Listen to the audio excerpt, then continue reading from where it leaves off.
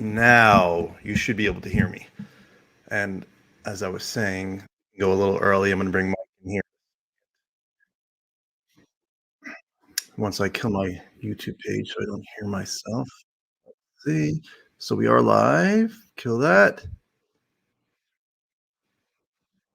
Good. Bring in Mike. Hello. Good morning, Mike. Good morning. Did you sleep? I slept a little bit. I have circles Yeah. under my eyes. I'm tired, but Well, I saw like you tweet, and I'm like, I don't think Joe slept. I don't think he's sleeping. I think he's too excited for the UFO nerd Super Bowl. it was tough to sleep. I'll be relieved once we get audio. Make sure we have audio from this feed. From the YouTube. Okay, yeah. Yeah, you know, you would think if the world was aware of this story and thought of it how we did, we should not be able to get into that page. But it was like boom, there. It hung up for like a second and then it's there. Right. I would think, like, because I remember when Stephen Greer did his disclosure conference at the National Press Club. And by the way, thanks everybody for being here. Decent crowd. I heard he's doing another one. He's supposed to be doing another one. And the first one he did in 2000 was was impressive. He's at the National Press Club. There was a link to watch online, which did not work. I mean, it was hammered, which I watched it later. And there was some really good stuff in there. And there was also some not so great stuff. But so we're on time right now, 6:45. Let's see. I'm getting messages about. Yeah, I guess I'm not sure if the Facebook Live went live. It doesn't matter. So how are you doing? What are you thinking? How are you feeling? I'm fine. My expectations are not like crazy high. I think I'm not sure if we'll get non-answers like before because the closed hearing is first now this time around. So I don't know if we'll get like those moments where they're like, what about UFO cases in space or underwater? Because they might have been previously talked about in the closed briefing. So I don't know if we'll get like those non-answers, you know what I mean? Where where Kirkpatrick will say like, oh, I can't talk about that. Hopefully we do, because I find like you get a little nugget of truth from those non-answers. 100%. 100%. Yeah, it's like Lou in the past when Lou has said, I really can't go there. Like, okay, there might be something there. So if Kirkpatrick, that's why it's up to the senators to make sure you say, have you been briefed about anything related to alleged crash retrieval programs that deal with non-human intelligence or something that's not made by humans? You ask that question and his answer is going to tell you a lot. Yep. And those are my two hopes. I want crash retrievals to come out of someone's mouth. I say mouth with an F. And then I definitely want to hear about anything about cases in space or underwater. Those are my two major hopes about today. And if they can get Kirkpatrick to take a bathroom break, that would be, I would think that would be, excuse me, senators. But before I answer that, I need to use the bathroom. Yeah. And then you just hear puking off Mike. From his lab. I don't know if you saw the documentary of Robert Durst, The Murderer. Did you ever see that? Yeah. Yes, I did. They'll catch I understand your reference. I can't believe it. Of course I know about crash retrievals. Yeah. Well, of course I do. They're going to rape us by 2027. Oh, no. Do you have that page up on your computer? What page? The YouTube page? Yeah. I guess I could just keep an eye on it because I want to go through for people who aren't. I'm sure there's some people who aren't on Twitter. Probably most are, but I'm gonna kill that page and go through that one thread that I talked about. I don't know why it doesn't show our names. That's weird. Maybe it's no, don't want that. Maybe it's the graphic. That's what it is. Anyway, I just want to pull up a couple of threads. I mean, this morning, first off, people who don't know who Sean Kirkpatrick is, he's the head of AARO, a physicist. And recently he wrote a paper with Avi Loeb from Harvard talking about if there was a probe, maybe alien probes are here. They were here trying to get water. That's why they're surrounding planets. And they talked about how if like dandelion seeds.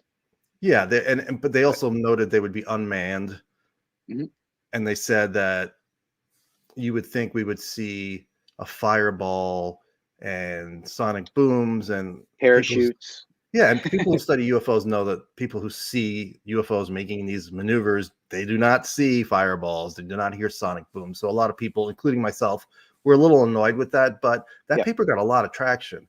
The It alien did. part of it. People are still covering it. They talk about that more than the UAP hearing. It's just like an afterthought, the UAP hearing today. Yeah, and he was on Good Morning America. Not he, but they did a story on Kirkpatrick and the hearing today, and they said the host comes in, says, "I come in peace," the obligatory joke, and then he said later on he called UAP UAV, but other than that, it's coverage, so it's good. And they said that, you know, they mentioned Kirkpatrick and his theory about, and Avi Loeb, the theory about they surround these extraterrestrials would be around planets because they need water for fuel. And then they cut to Gillibrand. She goes, "Those are theories. I deal in fact." And I'm like, okay, well, speaking of fact, and this is why I want to get to, if I can figure out what the hell I'm doing, pull up a thread. What's your take on Gillibrand while I pull this up? Gillibrand, I feel like, I think she kind of flip-flops, kind of like Chris Mellon. Yeah, she's I think definitely she's a politician. like, yeah, no question there. I think we're lucky to have her. I'm grateful for what she's doing, but I feel like sometimes she plays it too safe, especially when she goes in, you know, major media outlet and talks about it. But I mean, that one, like when she came out, I forget who posted it on Twitter, who captured it, of like that, just talking to her on stage. Like that's the Gillibrand I want to see today. Like the one that just like, yeah, she's fiery. doesn't beat around the bush about the topic. No, and she wants to get information from people. She's like, "You get it back to me, report back to me in a month." Okay, that's what we need. Yeah, and I feel like that's what today is going to be like. Oh, you need more money. Oh, you need more time. Okay. Right.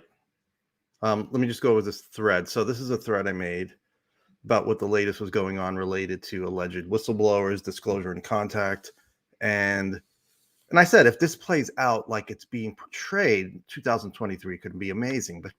But I'll believe it when I see it, because we've heard things before, and there are different levels of whistleblowers. You know, I want to hear from somebody who put their hands on the craft and said, yeah, I was in a crash retrieval program. There was a craft there, and I worked on the propulsion. And I talked to Michael Via. He's like, Mike Via, he goes, "You're not going to get that." So I don't know what we're going to get, or if he's wrong. He's probably right. I don't see that happening anytime soon. I don't see how that could be, you know. But so Richard, so this guy is on Twitter, Richard Countermunde. I've seen private messages where Lou is basically praising him and saying people don't realize how clued in you are to this topic, and how, I don't know what kind of clearances he has, but he allegedly has clearances, and he talks like he's an insider. And basically he said, basically Danny Silva asked, how do you expect whistleblowers to succeed if Kirkpatrick lays an egg during Wednesday's hearing, you know? And then going forward, will whistleblowers circumvent the system basically and go directly to Congress? That was the question that Danny put out, because a lot of people are saying negative stuff about Kirkpatrick. It's a great question. Your thread, if you want to send me that DM, the one where you went through all the Kirkpatrick stuff. Oh, sure. And I'll put that up next. So Richard said that has happened. People have bypassed Congress. My point is, I have no idea. Let me read it over here. I have no idea what to expect. This is a pivotal point. He means about today. They're setting the precedent for going forward. I cannot predict Kirkpatrick's actions, but what I can say, it's in his best interest to be open. If he isn't going to be open, it's going to come back to bite him in the ass very soon. There are backup plans, and everyone is standing by to see which side he chooses to be on. He was told everything. He has been told everything he needs to be able to answer the questions everyone wants to know. So basically, yeah, if he doesn't do what we hope, supposedly there are backup plans of people behind the scenes ready to tell their stories, which apparently some of them already have. Richard also said, by the way, that's not his real name, obviously Richard, but he said by the end of this year, he expects confirmation of a non-human intelligence by the government, not necessarily the president coming out and admitting it, but other parts of the government who were directly involved. And I said, Right. have I heard anything similar to that? And like, yeah, last year, somebody, very credible person, I will tell, I've told one person this, Mike knows who it is. They said that last fall, they told me upcoming, there would be absolute bombshell revelations for the general populace, not just us. So that's going to get out to everybody. I don't know timeline. They did not give me a timeline. So I don't know. And the person is credible, but until it happens, it's only, allegedly. Sorry to interrupt. It's I fine. didn't realize this is the Joe Murgia show. Yeah, well, get used to it. Get used to it, Robert. And for people who don't know what that is, Robert Salas. Making fun of Robert Salas when he's one of the witnesses in the nuclear, intervention allegedly from UFOs, and Robert Salas was on with Lou Elizondo, and Lou was talking, and Robert Salas said, "I didn't realize this was the Lou Elizondo show." Such a burn. That's a great thing. Came out of nowhere too. I wasn't expecting it. But we also have heard publicly Gary Nolan saying something similar. In the next 6 months, and I have that. Someone's going to come out. Yeah. And Jay King followed up what Richard say. Jay is a great, his story of an experiencer is really one of my favorite. Lots of witnesses, family, friends. I've linked to it before. I need to link to it again on here. Many of us, Jay says, many of us with good sources are hearing the same thing as Richard, like there's a backup plan. And it's important to understand not just this timeline, but there are probably some fail safes and contingencies if certain people try to mess with this timeline. It sounds like time travel. And then, like you said, and Gary Nolan was on with Matt, the Good Trouble show. Matt does a great job. Nolan said, where are we going to be in, let's say, 6 months, end of summer? He goes, I do think that you're going to see some information coming out from those on the inside who have decided to step forward, and that will change things. That will change things. Dramatic pause. Yeah. And then Nolan was asked, what have whistleblowers briefed Congress on behind the scenes? He said crash retrieval and contact. And Corbell's talked about contact too. I don't know what contact means. It could be just, we have craft and bodies. Is that contact? I don't think Corbell clarified when he was on Russell Brand, he wasn't talking about like direct contact with ETs or non-humans. So I don't know exactly. He just said communication. Just said communication, right? I think so. That could be blinking your lights on a UFO or something, right? A flashlight. Right. And then let's see if this one comes the most boring version of communication. And then you had let's see. Tell me. Oh yeah, I post clips 10 too. days ago. Yes. You got audio? Washington D.C. and okay. So this is what James Fox said. Related to the same thing with whistleblowers. As I just stated, I just spent the last 5 weeks. I just got back 10 days ago from Washington D.C. and I got an insider's perspective on what's happening right now, today, as we speak. And it's quite, I felt like I just got back from watching a sci-fi thriller or something. Everyone's like, "Oh, how was your trip to DC?" It's like, well, do you really want to know? What's happening behind the scenes? Well, and even in front of the scenes is pretty remarkable, right? We've got the new legislation, and I'll get to your question in a minute. We got the new legislation that was signed into law late December of 2022. So basically the 2023 legislation, UAP legislation. It was a bipartisan effort from Marco Rubio and Kirsten, Senator Gillibrand, Representative Gallego and Gallagher, and a handful of others. And what it basically does is formation of a new UAP task force, AARO, run by Sean Kirkpatrick. They've got this language that talks about crash recovered debris, which is phenomenal. I mean, I was addressing this with insiders about it. Like anyone can go download it and read it. But basically talking about UFO crash material. And obviously, we had the congressional hearings last year that Representative Andre Carson put together.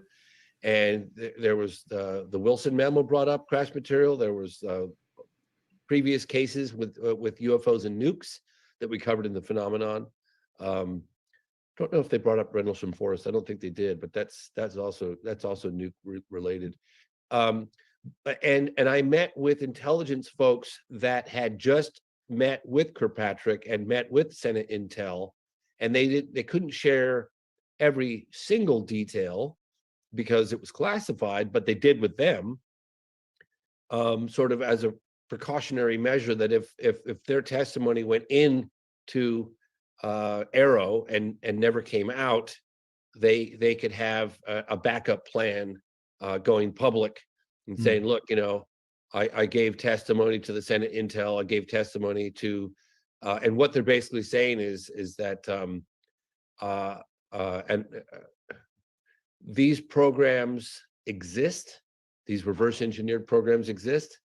And again, this is what they shared with me, was Are that are they currently employed, the intelligence folks that were speaking? Some of them were, yes. Okay. And some of them were retired, but no, a lot of them were still employed. Wow. Don't take it from me, and I have this on camera just recently. Don't take it from me, don't take my testimony, but I'm here to tell you, this is the name of the program. This is the location of the program. These are the names of the individuals involved with the programs. And if you give me the credentials or the security clearance, I'll walk you into the labs. And that's happening right now in Washington, D.C. And I've seen the photographs, these guys' credentials, not one, not two, not three, but over more than three. And they're telling me about their friends that are also testifying. So there's a lot going on. The question is whether Kirkpatrick is who's he going to share it with? So, and we didn't get clarity on all that because we had some follow-up questions for James. Yeah, we wanted to know, first of all, UFO Jesus, and I will remember to link to that interview. I don't know what show that was from. You may know what show, but I will link to it later on. It's in there. If you just go show more, but put the link in there. Yeah, I don't. But the problem is people won't be able to tell. But right. It's because they can't click on it. But I will do that later. I'll tell you what that is. But yeah, I asked James. I said, could you clarify? Because Ryan said, are these people still employed? Well, which people? The people that he's talking to, the intelligence sources, or the people who work in or related to these alleged UFO crash retrieval programs that we're hearing about? Are they still employed? Did he get those people on? It sounds like he got whoever he's talking to on camera, and this is the backup plan if AARO goes south. Yeah, and that's what it sounded like.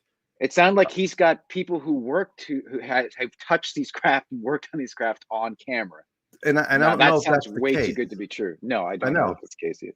And he, I'm going to pull up your other. Well, I can't do that right now. He didn't answer. I know he's busy, and I wanted to know. Basically, he also talks about I've seen pictures. I've seen pictures of what of the witnesses. Because he says I've seen pictures of and then 3 or maybe more, and then they have other people who are going to testify. It all seems great, and I try not to get too excited. I'll try to keep even keel. 2023 could be great, or it could be we'll have to wait till 2024 because I really don't know. Here's something. Here's something I can share that I have not shared. A lot of stuff I get, I'm not told if I can share it or not, so I have to. It's rare that they'll say, by the way, you can share this, or by the way, do not share that. That clip was from the Amazing People podcast. There you go. And I will link to it later. New YouTube channel, I've had people share stuff with me, and I'm like, this is really good, and this is important. Can I share it? And the response back was, hell no, are you kidding me? You can't share this. I'm like, all right, I had to ask. But there are other things I've shared before. I think I've done pretty good. I've shared based on my feeling of what I can and can't share. And I'll just share this one thing that I had. Within the past week, I got this. It's basically, and it's about Kirkpatrick. And nobody has reported this.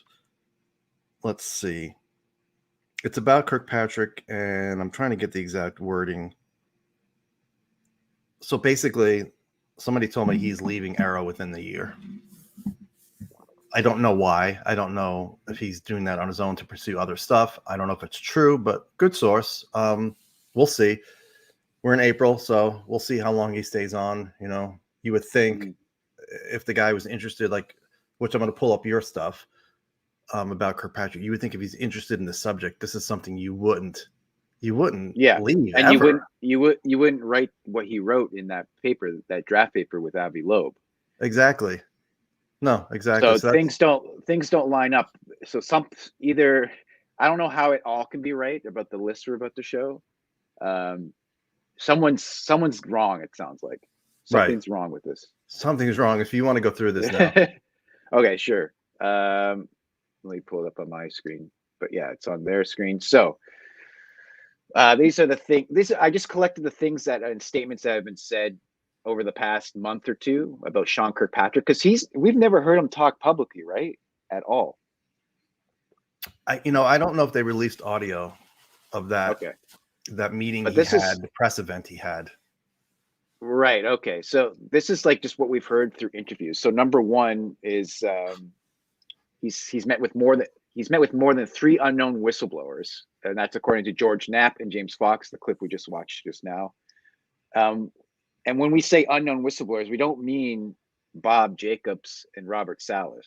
We mean like supposedly people who worked on these reverse engineering programs or something else, but unknown. We don't know who they are. And if it did turn out it was all these people that we've already seen before, it would be a massive disappointment. Unless there could be a couple of people, like I've said it before, Eric Davis may have done some stuff. It's like, if he was read into a program, he wouldn't be able to tell me. So, but something like that. But yeah, hopefully these are new people. These are scientists. Yeah.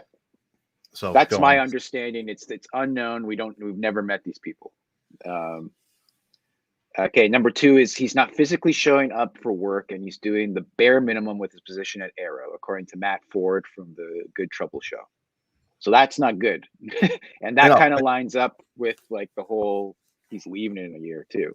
And Matt does a lot of work for the Democratic Party. I mean, that's what he does. And this obviously this is bipartisan, but he puts out a lot of videos. Really excellent editor, and he works in the same field on television that I do. Really good guy, really sharp. So I don't, people are like, who is Matt? He's just making this stuff up. I'm like, no, Matt has sources, congressional sources. He was like the first one that confirmed UAP hearings, like this one, right? I think so. There was also the other guy who calls Gillibrand names, but I'm not really mentioning that. Well, Chris Sharp was reporting on it, but I believe Matt Ford confirmed it. Like actually, I believe you're right. I think so. So number 3 is from Stephen Greenstreet. Kirkpatrick is a total UFO guy with Skinwalker Ranch ties, like McKernan, Stratton, etc. And this is from his anonymous source. And you would have gotten that in the latest episode of the Basement Office, which was released yesterday. If you don't want to watch the whole thing, just skip to chapter 2. That's the part about Kirkpatrick. I have not seen it yet, and that would be surprising. It wouldn't be totally surprising. I really wasn't thinking of that, but I mean, considering he wrote that paper, maybe that's true. I don't know. I'll try to consider sorry, I don't consider Greenstreet a great source because I've seen his work where he just cherry picks and leaves out really important information, but I can't say if that's true or not. What about Kirkpatrick? I'm gonna try to put it in a nutshell really quickly so not mess it up what was revealed in the Basement Office episode. Okay, so he's doing an interview with Brandon Fugel, Stephen Greenstreet. Brandon Fugel says that in 2018 he was called by someone in Senator McCain's office to come brief them about Skinwalker Ranch in 2018. So he goes to Washington, D.C. He's in a big conference room. He takes photos. Brandon Fugel takes photos of the conference room, shows Stephen Greenstreet, but he wasn't allowed to show it on camera.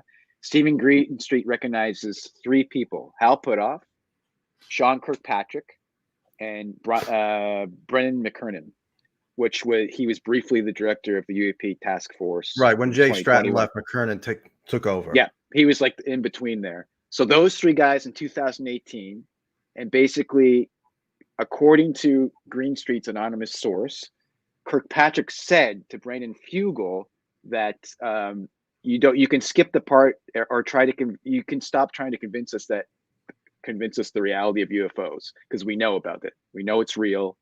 We know what's going on. just tell us what's happening at the ranch, basically. And that's all. That's in a nutshell. That's what happened in chapter 2 of the latest episode of the Basement Office. Sorry, I need the burp, and I just talk right through it.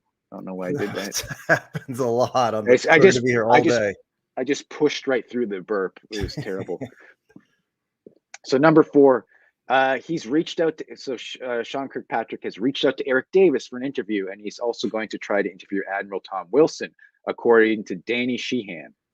I don't know if you can add anything to that, or if you know. Yeah, I can add that. I've said it on Twitter that I spoke to somebody a couple of months ago. It was actually late last year, I think.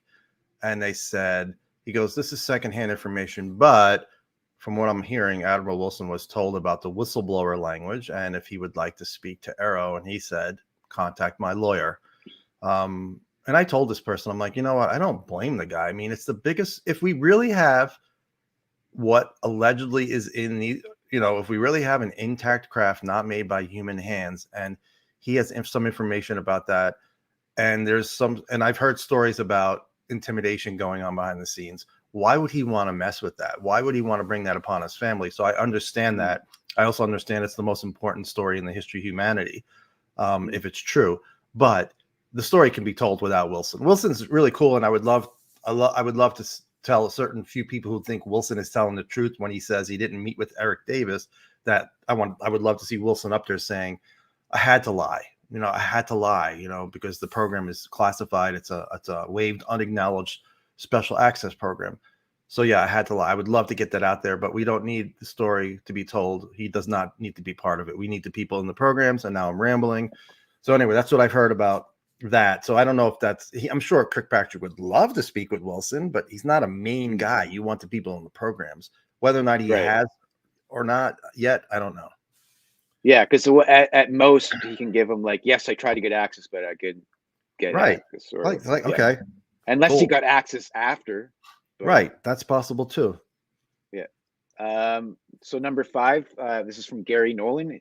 Sean Kirkpatrick probably knows almost the most about the phenomenon and anyone else in the world today in terms of what he's been able to publicly collect. So that's like, to me, that's on the side of this guy likes his job and is actually doing a good job collecting all the data. Like, isn't that what you get from Gary Nolan's quote? No. No, only because I asked somebody. I said to somebody, hey, looks like Kirkpatrick is doing good, and they said he's doing what's required of him in the NDAA. So nothing more, nothing less. Whether or not it goes beyond that, and he's more interested in getting to the bottom of this and getting the truth out, I don't know. Hopefully, yes, but I don't know. But from Gary Nolan's perspective, do you think? I know you can't speak for Gary Nolan, but do you think he's saying Kirkpatrick is one of the most informed because he's talking to all these people. Basically, that's what Nolan is saying, and he has access to people we don't have access to. So if he's phoning it in, he's still getting that info. But if he does anything with it, who knows? Yeah, he's allegedly doing the bare minimum if we take that side, and I really don't know. We have such controversial, conflicting information on Kirkpatrick. Yep. I don't know which one to believe. Yeah, this whole list. Yeah, that's a good list. And the final one was added yesterday from an anonymous source to me. Sean is a narcissist. I know people who have worked with him. They didn't have anything good to say. And have you heard similar from other people that he's like that word, narcissist? I've heard similar. Mm-hmm. I've heard. Could be all coming from the same person. That's the problem, though. It could be. And originally, when Lou was asked, when Kirkpatrick's name first came out, Lou said, basically, let's wait and see. You kind of got that feeling from Lou, like, he didn't say like, right. Oh, he's amazing, he's fantastic, he's really smart. He did not give that. No. So hopefully this hearing will sort of figure out where his head's at. Like where, like this is the first time we get to actually hear him talk about it, what he's learned, what he's done. It's exciting. This is the UFO nerd Super Bowl. I don't know what if this isn't the Super Bowl for UFO nerds, what is? This is a good one. This is the UAP, a good day. The UAP report, not as excited, I don't think. No, not even close. It was nice to have, but and this could be boring. We could be talking about funding and numbers and all. I want to hear the funding. I want to hear that, but we all want to hear, about cases. We want to hear about witnesses. I'll just go down some questions. And guys, if you ask questions before, ask them again, because I wasn't paying. I mean, I saw some of them, but I'm trying to keep track of this stuff. Hi, Joe. Did Eric Davis give classified briefings on retrievals of unexplained objects to staff members of the Senate Arms?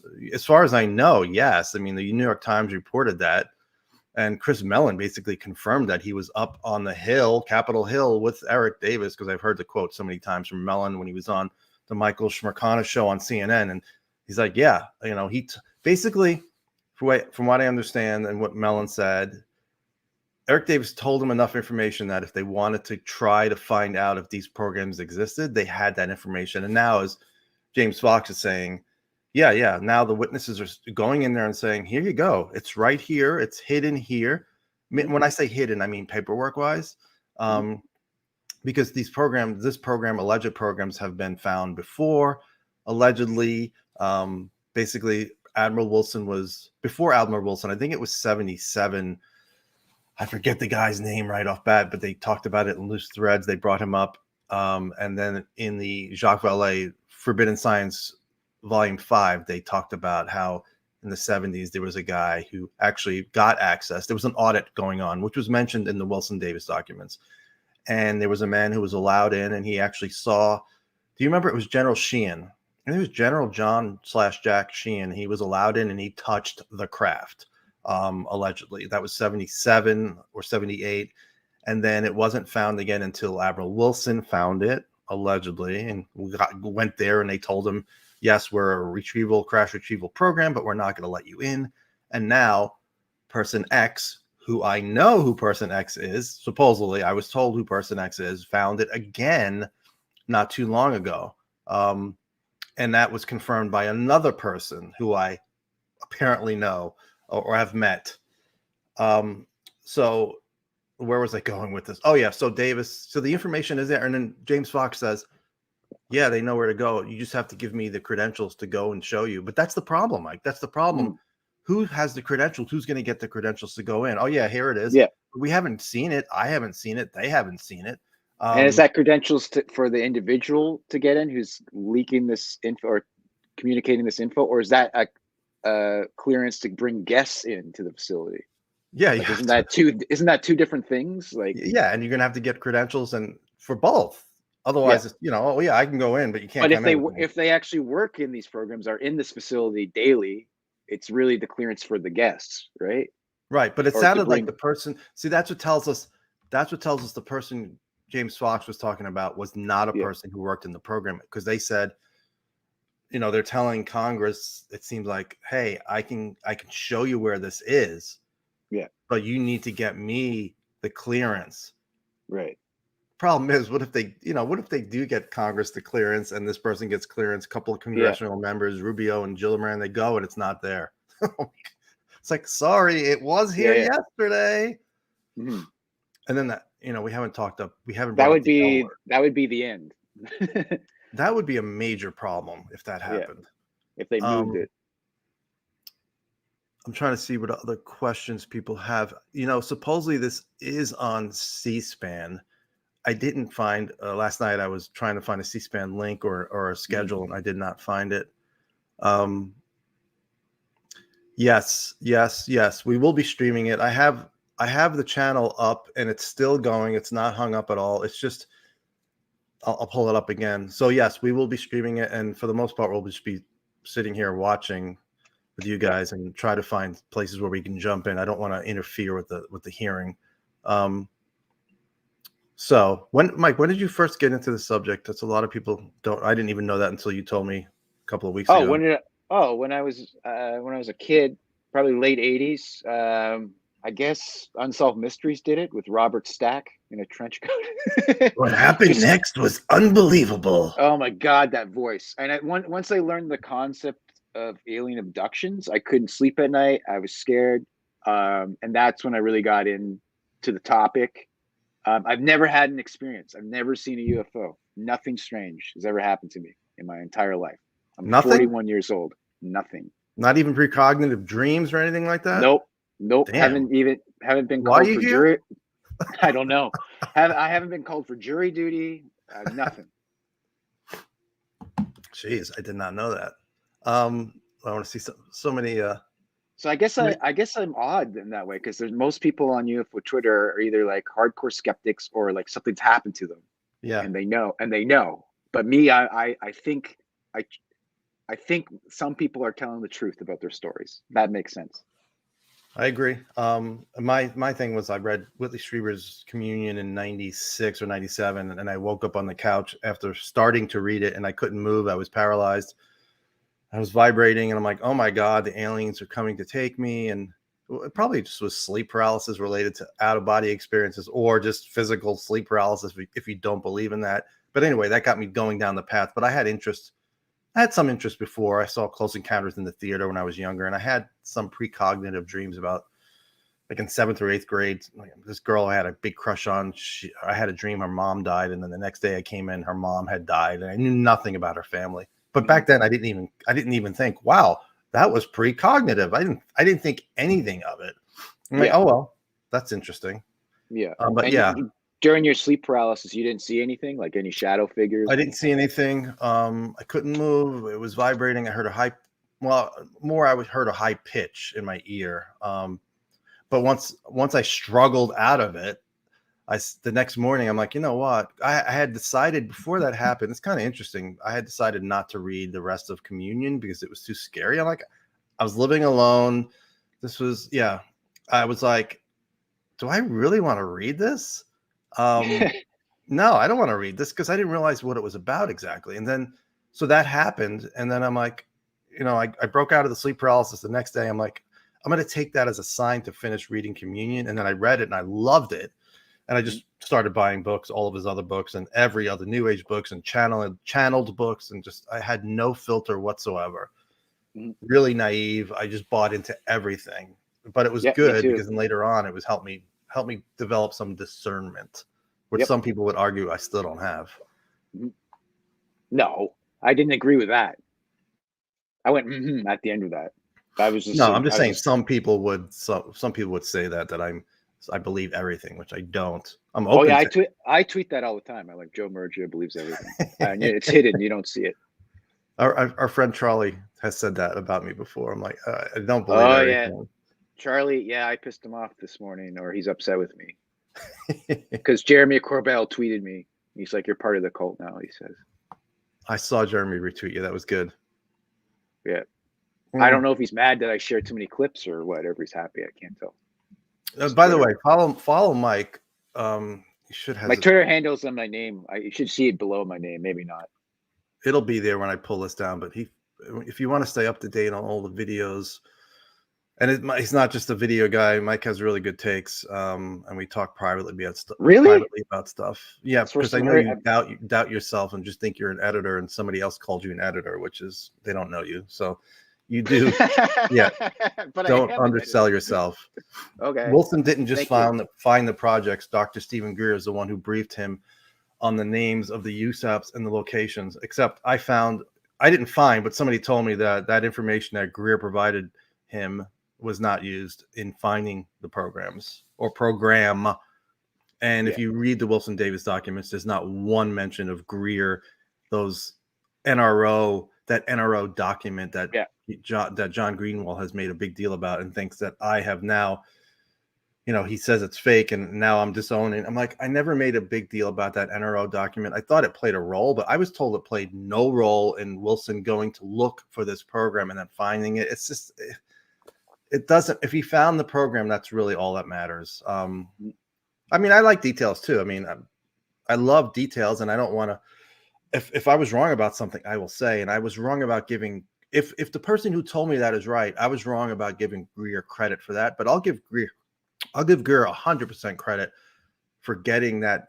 Will Miller helped set up the briefing in 97. It was in April, and Greer was part of that briefing with Edgar Mitchell and Sherry Adamiak, who was Greer's assistant, and there was another guy, Stephen Lufkin, who was allegedly a Roswell era witness. So that happened, and then Greer put out Wilson's name in September 12th, 2011. So the day after 9/11, he was in Oregon and he spoke about it. And he mentioned Tom Wilson. So give credit to Greer for outing Wilson, because and same thing with Valet. I know there's stuff in Valet's book that has not made some people unhappy that he's sharing that information. Yeah, but it's time. It's like how much longer are we to wait? Share what's out there. Let people know what the hell's going on. You know, if it's not classified. Because I've had people share information with me that's not classified. Obviously, nobody shares classified information with me, but they'll share stuff that's sensitive, and then they'll say, you can't share this. I'm like, it's the problem with the entire topic. Yeah. Everyone's got secrets because they don't want to show their cards. Yeah, it sucks. I mean, I'm at the point right now. I don't even, you know, there's stuff going on behind the scenes. I don't even want sources. It's like, I almost feel like sometimes sources think that if they give you information that you kind of owe them, and I don't want to be in that position. I mean, I like doing this. I like commenting on videos, other interviews. I do like doing interviews with people, but if my comments are going to piss them off because I say something critical and they're not going to give me an interview, oh well.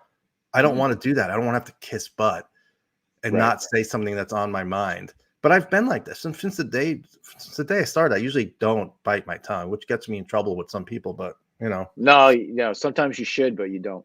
You don't. No, I don't. I mean, there are some. You go for it. I'm kidding. No, it's true. Somebody's mad at me yesterday, and blocked me, and they said you have no filter. I do have a filter. It's just a very small filter. Stephen Bassett, he did it. Did he block you? No, I told you it did. I don't want to bring his name up. I think I told you. I'll tell you later. It's not important. I don't want to call that person out. But yeah, say Steve Bassett. It was Steve Bassett. Steve Bassett has been now. Steve Bassett. I know he's on another stream today. I started going to conferences in the mid '90s, and Steve Bassett was predicting disclosure imminent back then. Yeah. So eventually he's going to be right. So I kind of lost. I stopped paying attention to those predictions. But like for 5 seconds when he talks, I fall for it for 5 seconds. I'm like, oh, he is right. He's making sense. Yeah, he is. For 5 seconds, still. And I don't think he's a bad guy. It's just it's like he's like super optimistic about it. That's all. Yeah. He had a conference back in the day that I think it was called the X. It might have been.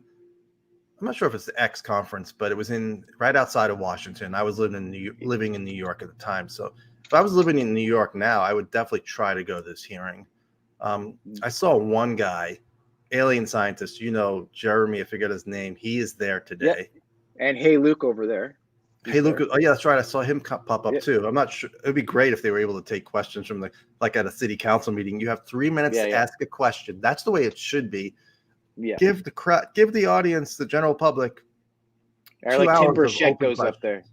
Say again. Tim Burchett asks a question. Let Tim Burchett ask a question. Is it true you've been handling the aliens since 1947? Just like matter of fact. It would be nice if they pan to the crowd and you see Tim Burchett, you see Lou Elizondo, Chris Mellon. Yeah. Chris Mellon has suggested some questions for today, and as other people have pointed out, why is he not telling them to ask about crash retrievals? It's like, I don't understand why we're being, it's like handling with kid gloves. Talk about what allegedly exists and the witnesses. Sightings are great. Close-up sightings, 23-minute video, amazing.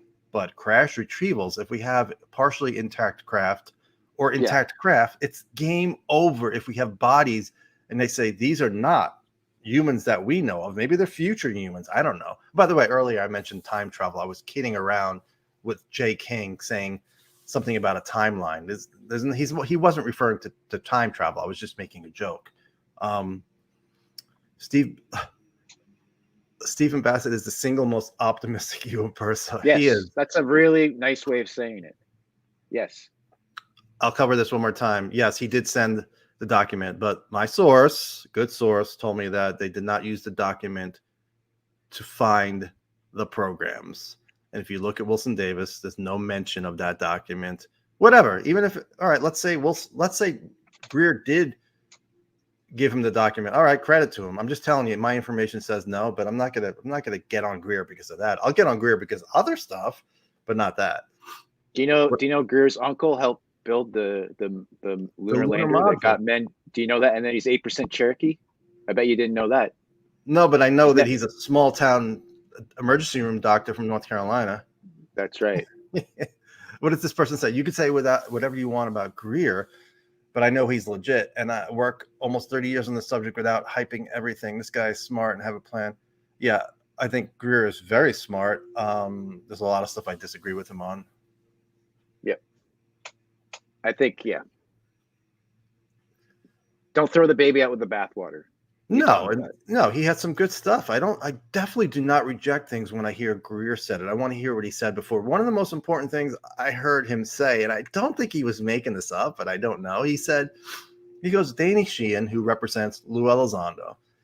Danny Sheehan came to me and said that Lou Elizondo had seen a non-human craft in a government facility. And then I asked Sheehan about that at one of the conferences, when down in Laughlin, it's like an hour and a half from here, at the MegaCon, UFO MegaCon conference. And watch, Mike, I forgot to pay attention. The hearing's been going on for half an hour. No, I'm just kidding. I actually I got a twinkle, so I'm just going to turn my camera off and my mic, and I'll be right back. All right. So I went to Laughlin, and Danny Sheehan had spoke on a panel, and he lectured. And then afterwards, I said to him, so supposedly Stephen Greer told you that Lou Elizondo was in a government facility and he saw a craft. And Sheehan's like, I really don't want to get into that. That's just to rile things up. It's just not really, it's not helpful. So, and I think Lou may have seen a craft, and then Lou denied stuff, or Sean denied stuff, Sean Cahill. But I think at that point, Lou's clearance was supposedly a little iffy, and he was worried. So, not that Lou's going to admit that. We'll find out one day. Maybe it'll be in his book. Probably not.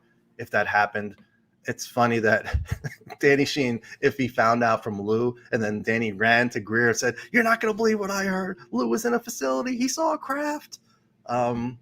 Be careful what you tell Danny Sheehan. But I'm glad Sheehan's sharing, because we all deserve to know that information. I don't think Lou takes it personally ever. I think Lou realizes we all have questions, and we should ask whatever question we want.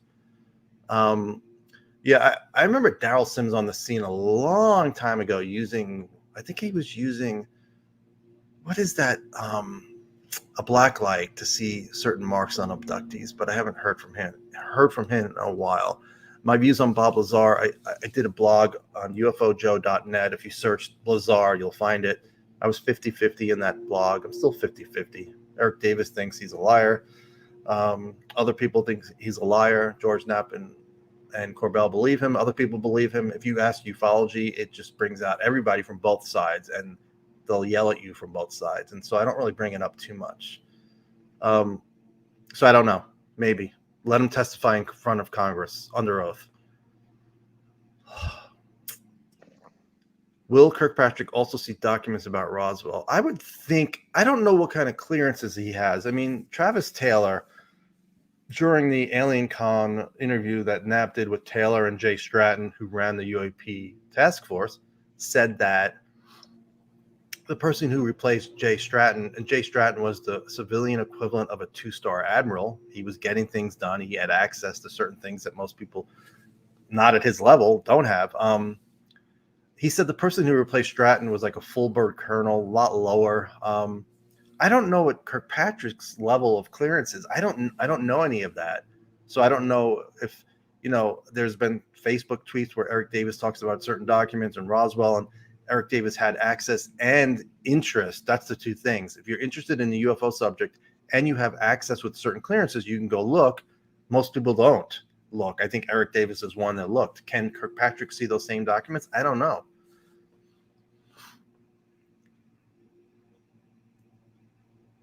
Yeah. They're very, very controversial, especially Jeremy. But I know they have spoken to witnesses. If they say they've spoken to witnesses, then I would believe them.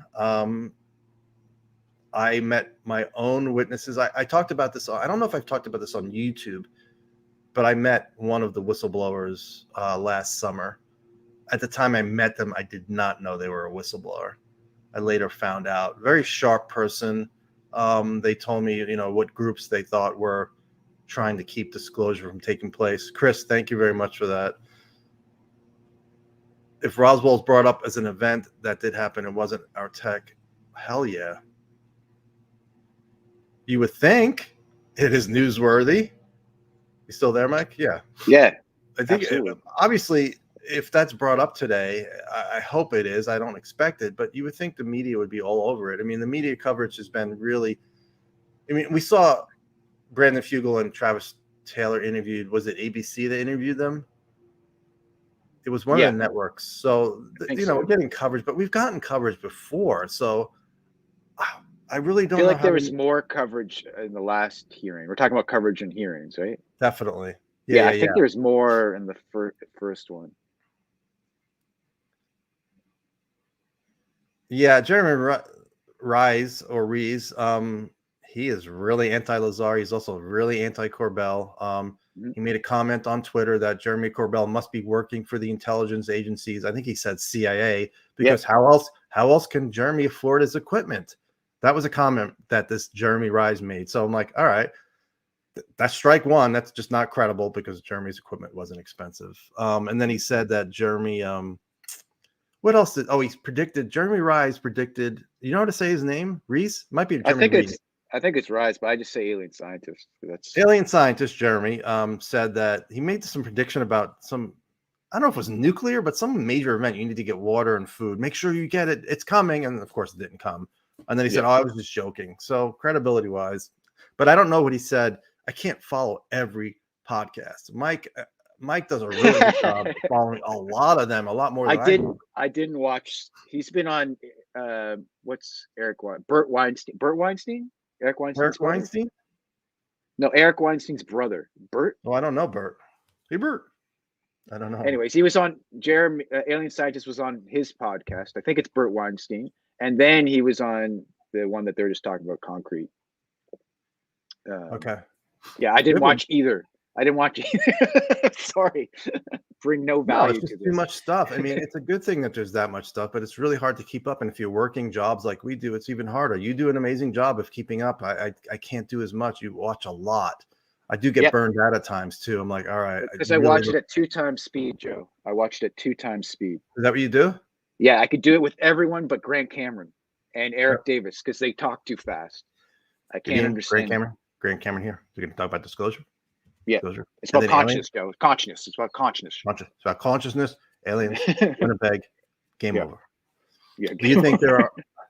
Do you think I was on Grant Cameron's show and we got into an argument? It was being recorded. I'm like, you know what, Grant? I'll just leave. This is ridiculous. We were talking about. Did you leave?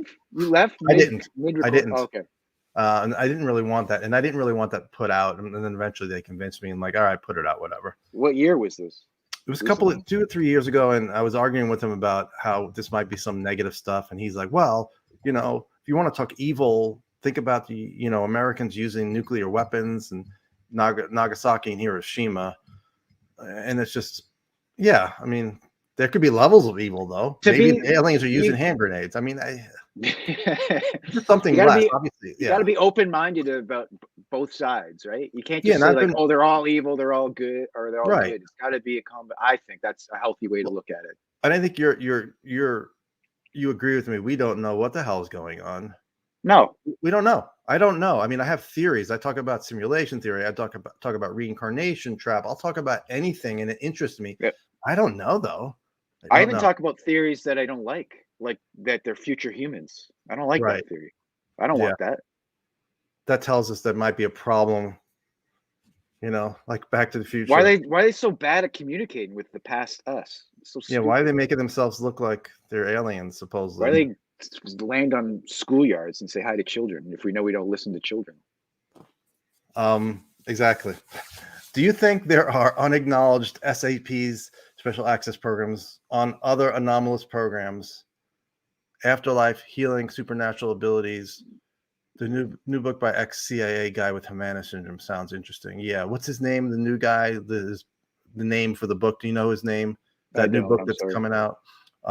Supposedly, Oh, you mean Scott Andrews? Scott Andrews, yes. Or Steve or Scott? Yeah. I would think, I don't know about healing. There may be, I mean, Annie Jacobson, who wrote Phenomenon, other books, she talks about how remote viewing is still going on, that type of program, but it's not called remote viewing. It's called it's like some, I forget what word she used, anomalous abilities. Could there be other programs? Thinking silently really hard. That's the term she used. Yeah. Don't use remote viewing. I do think there's some sort of remote viewing type program going on because for number one, it can be very accurate. I know people believe, there are people out there that are very closed-minded. They think there's nothing to remote viewing. But it costs nothing. I think that's a mistake. I think it's a mistake to dismiss it.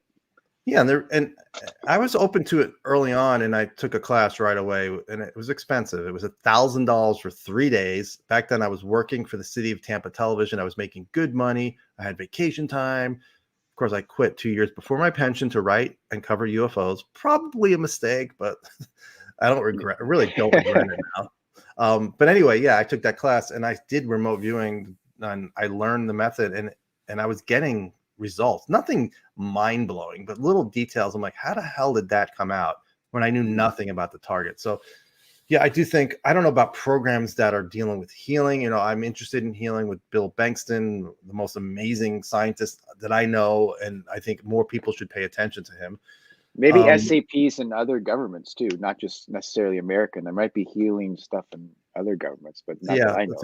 Yeah, I mean, it seems like Russia and China would be more open. It seems like we have so much stigma here. And it's like there's that interview that I think you've shared before with Danny Sheehan and Ralph Blumenthal and Lou Elizondo, where there's that moment where Lou is telling them, hey, have you checked if there's remote viewing programs still? Are you sure? Right. It doesn't exist. And then also Skinmarks at the Pentagon, there's that scene where Lou Elizondo's having his beef tartare and talking about remote viewing or predicting an attack, right? I don't know. Yeah, it was something where he was in the battle and he was able to use his intuition to protect the guys in his command, whatever, who were under him. And I think, Lou's been asked about remote viewing, and he kind of doesn't want to talk about it. He says, I just want the focus to be on me. Has Lou confirmed he's not Andrews? No, I don't think. And we talked about that, how in the book, Andrew's father is dead and Lou's father is alive. So there, if the book's accurate. And I'm guessing that we're going to hear more about remote viewing in Lou Elizondo's upcoming book that might be coming out this year. Yeah. But apparently it's all going to make sense once the book comes out, according to him. It's all going to make sense. And Lou is J. Allen Hynek's illegitimate son. It all makes sense now. Yeah. It all makes sense. That'd be a nice little bow on everything. Yeah, gotta love Psychic Joe. I don't consider myself psychic, but the dream stuff, the dreams I've had about people dying, it's happened twice. They've both happened. The other one, I was working as a volunteer with dying veterans at a veteran hospital, and I had 3 guys I spent 9 months with, and one guy had emphysema, and I would go and visit 3 days a week, and some days he would just wave me off. He wasn't up to talking, but he wasn't anywhere close to death at any time. You never looked at him and say, oh, here he goes, he's taking a downturn. That never happened with him. And I went home one day and I had a dream that he died. Went in the next day to the hospital, and the nurse stops me in the front. She goes, I gotta talk to you. And I go, Frank died? She goes, yeah, how did you know? I'm like, I had a dream about it last night. And she didn't really seem too shocked. Probably hears that stuff all the time. So is that just a coincidence? I mean, yeah, I'm working with dying people. But with the girl, when I was in 8th grade, I'm like, I didn't know anything about the girl. Have the dream that she dies, her mother dies, and I go in the next day, she says her mother died. It's like, what is that? I don't know.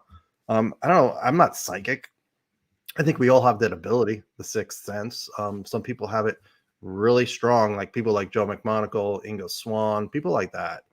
Sylvia Brown saying all those miners are alive and then they're dead. Do you remember that? The Montel Williams clip? No, she was on art. She was on, it was either Nori or Art Bell. I was driving across the country, moving from New York to LA, and she was on, and they asked her about the missing miners. They weren't missing, they were underground. What's going to happen? She goes, Oh, Oh, yes, they're she was all. on the news with She that. either I think they all died, and then she says, "Oh, they're fine, they're fine." Yeah, And then yeah, yeah, within an hour, news coming yeah. out, they're all dead. It's like whatever she said, it was the opposite. It was like, and I do Right. think Sylvia Brown probably had some ability, and then it just turned into an entertainment money making thing. And it's like, Yeah, she was on Montel Williams, and someone's like, "Do you know what happened to my son? Like, what happened? Oh, he drowned, honey. He drowned." And they're like, "Oh no, I mean, like, he was shot in a desert. Like, what? Who did it?" And then she like backtracked it. oh, it's sad because you could take advantage of people who are in that, and I have no problem. Yeah. People I know people who have lost loved ones and go to mediums, and it's helped Yep. them. I don't know if mediums are talking to the dead. I do think some mediums are coming up with information there's no way they could have known. Are they talking to the dead? I don't know. Yeah, it's hard to prove that. I'm sure there's some silent mediums too. Like, they have that ability and they don't want anything to do with it. They don't tell anybody about it. Yeah, I mean, look at some of the physical mediums. That's another controversy that, supposedly they were able to bring the person into the room where you could actually see your loved one. A lot of those mediums, they didn't take money. They only sat with family members and friends, but they're all dead now. So there's only a couple of physical mediums alive now. Stuart Alexander, who Leslie Kean has sat with and said a human hand formed in front of her face a few times. I don't think Leslie's making that up. She was right there. What it is, I don't know. I don't know if that's a spirit making a hand form. I don't know. She got a lot of criticism for that. She does, and I'm like, I love that she's talking about that because that's one of the topics I'm interested in. I was for a while now. Juliana Marenkovich, who does a great job, just saving all these articles and videos he documents on his site. He's interested in that too. It's like not a lot of people are because it's so hard to believe, but there's so many reports of the same type of thing going on. It's just at some point it's like, all right, they're all reporting the same thing. But yeah, it's got to be documented, and so far it hasn't really not. The excuse is that if you use a camera or you put light on, it's going to injure the medium or it's going to interfere. All right. Other people are like, well, it's because it's a scam. That's why they're saying that. Yeah. They landed in schoolyards years ago. Those kids are adults now. You're talking about they've been preparing us for this time frame. Many abductees are in the 50s and older, myself included. I don't know if we're being prepared for anything. We may be talking 100 years from now. They're preparing us. So I don't know. I hope so. I hope they're preparing us for something good. Like the aerial school landing in Zimbabwe, wasn't that near like a uranium mine? Like maybe they're not there to prepare the kids at all, but they're there for like resources. I don't know. Who knows? Yeah, that's a good point. Who the hell knows? We don't know. Somebody Tiftastic sent $5 and said, "Let's go UFO. Heard they're showing I can't pull their comment up. Heard they're showing a triangle video during the hearing." Yeah, that'd be awesome. I would imagine that. It's like we're not expecting any videos or photos, but imagine Green Street's source is correct, and Sean Kirkpatrick is a big UFO fan. He's like, screw it. That would be awesome. Let's go. Yeah. I actually hope Green Street's right in that. That case. So do I. I hope he's right. I think because that'd make things easier, but that just sounds too good to be true. I know. It'd be awesome if we see the triangle video and your friend Michael Villa is like, "That's the one. That's it. That's also what I see Michael Vi in the crowd. He's like, I'm like, no wonder, because I asked him to be on it with us today, and he may be able to do it. He's got a lot of stuff going on. I hope.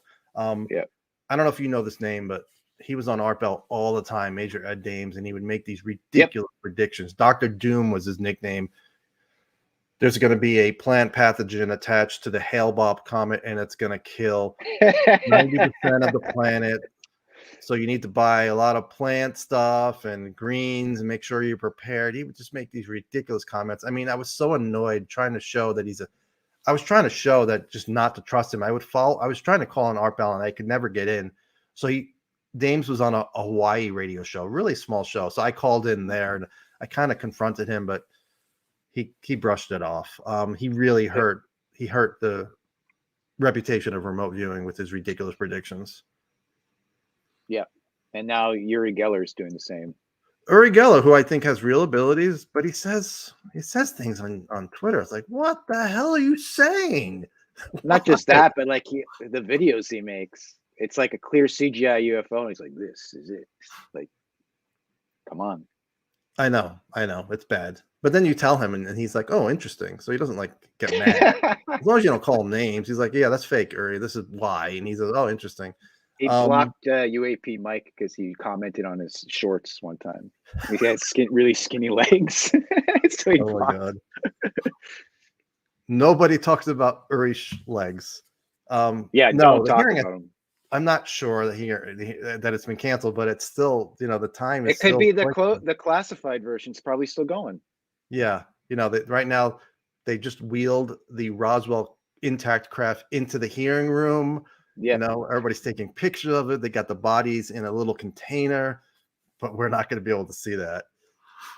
Yeah, it's not. It would suck if it was canceled. We have 377 people watching, which is the most I've ever had by far. I think Lou was a couple of hundred. What do you think about my labs? Me or you? You. I don't get it. I still don't understand the logistics of it. I don't understand how it could happen. I don't know how it's possible. I don't know how humans could pull that off. Could like go into the night, like a physical abduction, like take someone with like not get caught. Aliens next to them too. That's the story. Like they're mixed. Well, they can. I could see a technology that they have that could like make you see it, whatever they want you to see. That's what I think might be going on. Yeah, but the logistics of physically taking a human body with human tech out of your bedroom somewhere else, doing your tests, bring them back, get caught ever. I don't get it. Like I just don't get it. Or they're using alien tech, working with the aliens, and it's like it sounds so ridiculous working with the aliens, but like remote viewing, Lynn Buchanan, who's one of the original remote viewers, talked about how he went into certain classified programs and he saw humans and aliens working next to each other, and he said, is it possible they were dummies? A mannequin? And he goes, yeah, it's possible. He goes, I don't think that's the case, but I don't know what to do with that. It's like Lynn, the way he tells the story is like, yeah, that's what happened. This is what I saw. I don't know what to do with that. What's Fire in the Sky? Travis Walton. Travis Walton, thank you. He saw a human, which is not in the movie, but he saw a human, and I think that was just to calm him down because the human didn't talk at all, if I had to guess. Like just show him something that he knows, calm him down. Right. And then the guy who's the Devil's Den guy, I'm sorry, I'm bad with names. The guy that said that went camping with his friend and got abducted he was camping with his friend. I shared the clip recently, and his friend. Is it Terry Lovelace, Devil's Den? Yes, thank you. Yeah. Yes, sorry. But yeah, he saw U.S. Navy personnel on the Triangle when he was abducted. Imagine that's the case. There were aliens working with our government or people in certain intel. Oh my God! It would go with that crazy rumor that we talked about years ago, which we know who's in the saucers, we know who's in the triangles, we don't know who's in the Tic Tacs, and there's humans and aliens in the Tic Tacs. But I mean, I don't know if that's true. I was really strong on that at one point. Now I'm not so sure if that's the case. I mean, I asked Lou during a Clubhouse event if we know who's inside, and he goes, I'd rather not answer that question. I don't know exactly what he said, but I don't know. I mean, you would think if we have bodies, that would tell us some of what is inside. Yes. But occupants, do we have photos, clearer photos? Who the hell? I don't know. Yeah, because once you go down that path, then you have to go down like the TR3B Astra path. And if Michael Y comes on, he can talk to he'll talk TR3B with you. Didn't the guy who like came up with that story or first broke that said, "Oh, I made it up"? Hasn't he? Edward Fouché? I don't think he said he made it up. I could be wrong, but I remember that was out back in the day, and it was. It was like the big thing. Right. And in the fiction Secret Machines books, there's clearly a craft that they describe, which is basically the TR3B, a triangle. Maybe that gets to the question. John and Jacques fell for some woo because they couldn't imagine all this being advanced tech. Just spend some time listening to Michael Levin. If we can do that now, what can be done with deep time?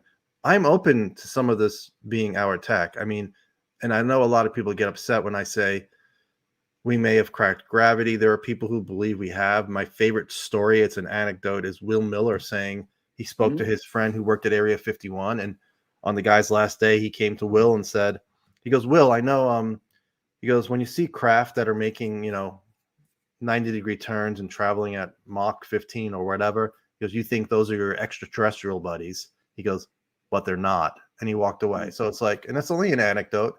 Maybe the guy was kidding. Didn't sound like he was kidding. And the guy Will Miller said something else during your interview too about that. He said that that he thinks that that American U.S. definitely has like at least one craft. His gut feeling basically that can travel space and time. Anywhere in space and time. It's like, yeah. All right. Which is like, wow. And you have Eric Davis saying we've totally failed at reverse engineering anything, and the program gets put into hibernation and they try again in 10 years. And like, so you have both sides.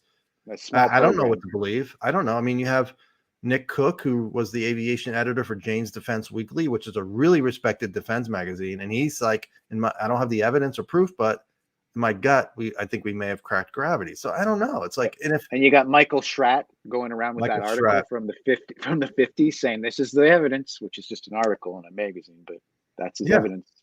I don't know. And then you got Michael Vai, who believes his sighting in 92 in the Gulf of Persian Gulf was our tech. That's funny. I met somebody yesterday who I worked with back in the 90s, and that job I quit before I got a pension. He came to the conference I was working yesterday, and I mentioned how it was some of our tech maybe, and he was like, I don't think so. And then I said, well, maybe, these craft are not extraterrestrial. He's like, well, why do they have craft? I'm like, well, it's a whole big thing. They might want to make us think they're ET when they're really not, because they're doing some other thing, and it's diversion. And when you bring that up to somebody out of the blue, they're like, what are you talking about? What? Yeah. I just dropped it. I'm like, well, never mind. I think we can't rule it out. We can't rule out that the Tic Tacs are human tech. We can't prove it that it's not human tech. I don't think it is, but we can't prove it. No, we can't prove it. Can't prove anything right now because the public record is not full of really good videos. And this is something I brought up the other day with Michael Vai on the phone. I said, and other people, I said, if these things are really showing up on our sensors and they're clear as day, supposedly we have videos that are classified that are like, oh my God, if you saw these videos, you'd be, oh my God, why aren't they showing up like that for civilians? Michael Vai said, well, that's because they can't hide from our sensors. Those sensors are sensitive and they're picking up stuff that our iPhones and our eyes are not picking up. But I'm like, I don't know. Well, let's assume that that's not true. Let's assume that our eyes could see a craft that just came down, but they're only showing up for military sensors. That doesn't make sense to me.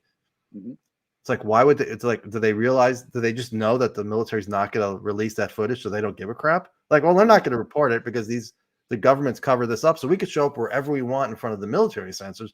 Just don't do it over a civilian area because civilians are going to share their videos. I mean, I'm just trying to figure out why that's the case. Have you thought about that? Is that coming from the angle that some of these UFOs are human tech or alien? Where the angle are you coming at? I'm coming from if they were alien. It's like, why would the occupants that's my Jeremy Corbell. He has a very unique way of saying O's. Why would the occupants feel it's okay to show up on our military sensors, but they don't do the same for civilian? I know people have shot videos, but let's face it, civilian UFO videos for the most part are not good. They're like, oh, look at this. And I've seen this one person, I forgot her name, I've talked about on Twitter. She has some really interesting videos, Nikki Noel. But for the most part, the videos I see are just not impressive. I can't show congressman for this hearing. Supposedly it's just the senators, which I list who's part of this. I don't know if any congressional people are going to be allowed in, but I can't show videos to people and relatives and say, check this out. Isn't this impressive? We're being visited by something. It's like, no, even the Tic Tac and the gimbal and the GoFest, they're interested, but it's still not enough for people to say, oh my God, what is that? No, we need a video like we saw with the Russian jet going up against that Reaper drone that was released recently. When they just put the jet they just went right up to the drone. Like, it was crystal clear. It wasn't in FLIR. It was It was just video mode, and we need something like that to No, I get agree. people excited, to get the public excited about it. What time was the hearing? The hearing was supposed to start at 10:30. 10:30 Eastern time. Sorry. But what time? You mean the classified hearing? No, No, you're right. You're right. It's a half an. So we're a half an hour into the beginning of the meeting, and it's supposed to start on the classified side. Yeah. And that could go on for hours for all we know. If Kirkpatrick's like, all right, you know what? Here we go. I'm going to show you everything I got, and you see Gillibrand and Elizabeth Warren. Those are the two most popular names on there. Like, we got their mouths open, like, oh my God, we have bodies. Yeah. I believe the most impossible, improbable, and stay ahead of the whole game. Think Sherlock. When you have eliminated the impossible, whatever remains, however improbable, must be the truth. Yeah, I don't know what's improbable. That's the problem. It's like, is it I also improbable? don't like the most likely game. What's most likely? I don't like that game because most likely things happen all the time. Right. So I don't like to play that game. But this is the opposite, I think, of what I most likely is. This is a good way of thinking. Somebody said Gillibrand's YouTube is set to go live at 11, so that's now. So let's hope this happens, and hopefully my audio is I think it should be. There'll just be Kirkpatrick crying in his He's like Versace suit. What did we miss? Oh my God, Sean, it's okay. It's okay. Sean, He's like, it's okay. I'm not a narcissist. He calls you out. Yeah. Tell that Mike guy I am not a narcissist. Any speculation, and sorry if I missed questions, a lot. Any speculation on why no imagery from shot down objects recently other than the Chinese balloon, but no problem with them releasing video? Russian, Mike just pointed that out. I don't know. I know a lot of people have speculated that those 3 other objects that were taken down were something, unique, and Condor Man on Twitter is like, it doesn't make sense that they're not showing us anything and they can't find it. Of course they can find the stuff, but I don't know. I think it was just US weather balloons, the other 3. I think that's what I think it was. And I think Biden was pressured. I remember Chris Sharp said he thought it was partly political, and I criticized him for that, but I think he was right. I think it was political theater a little bit. I asked somebody today, one of the quote unquote insiders, if they were watching, and they said, no, I'm not going to watch the political theater, which I was kind of interested I'm an insider. I don't need to. That's what they said. I'm an insider. I know. Yeah, why would I need to watch that? I already know everything that's going on. Of course, but I think people, with the 3 shoot downs, people really gravitate towards the one that was shot over Alaska.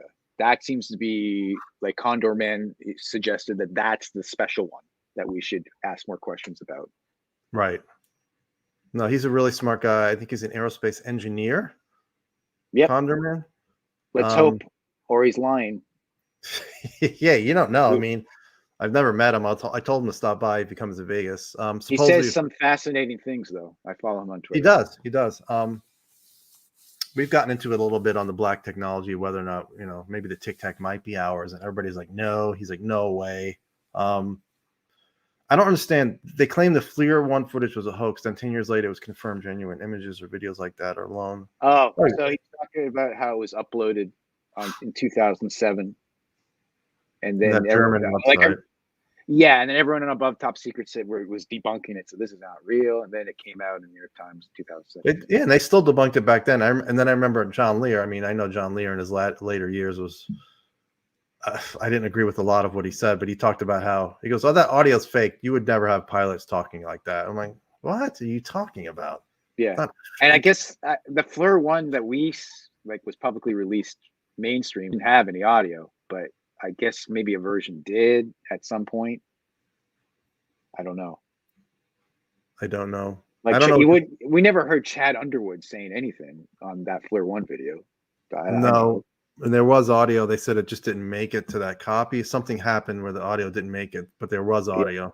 And there was allegedly a longer version on the German site that couldn't be uploaded because it was a WMV codec, blah, blah, blah. And then Underwood said he recorded the entire time. He goes, well, you wouldn't really see much because it wasn't really showing up on the FLIR was more on the radar because he said it was making maneuvers. I don't know his exact wording, but defying gravity, something like that. Yeah, but they did, like Alex Dietrich, Dave Fravor, Chad Underwood. They all saw like a clear version of it because it's been downgraded and converted so many times over the years. And we've been not talking like higher about resolution, but like we've been talking about the same 3 cases for 5 years, over 5 years now. It's ridiculous. I mean, credit to us in this community for getting the most out of 3 videos.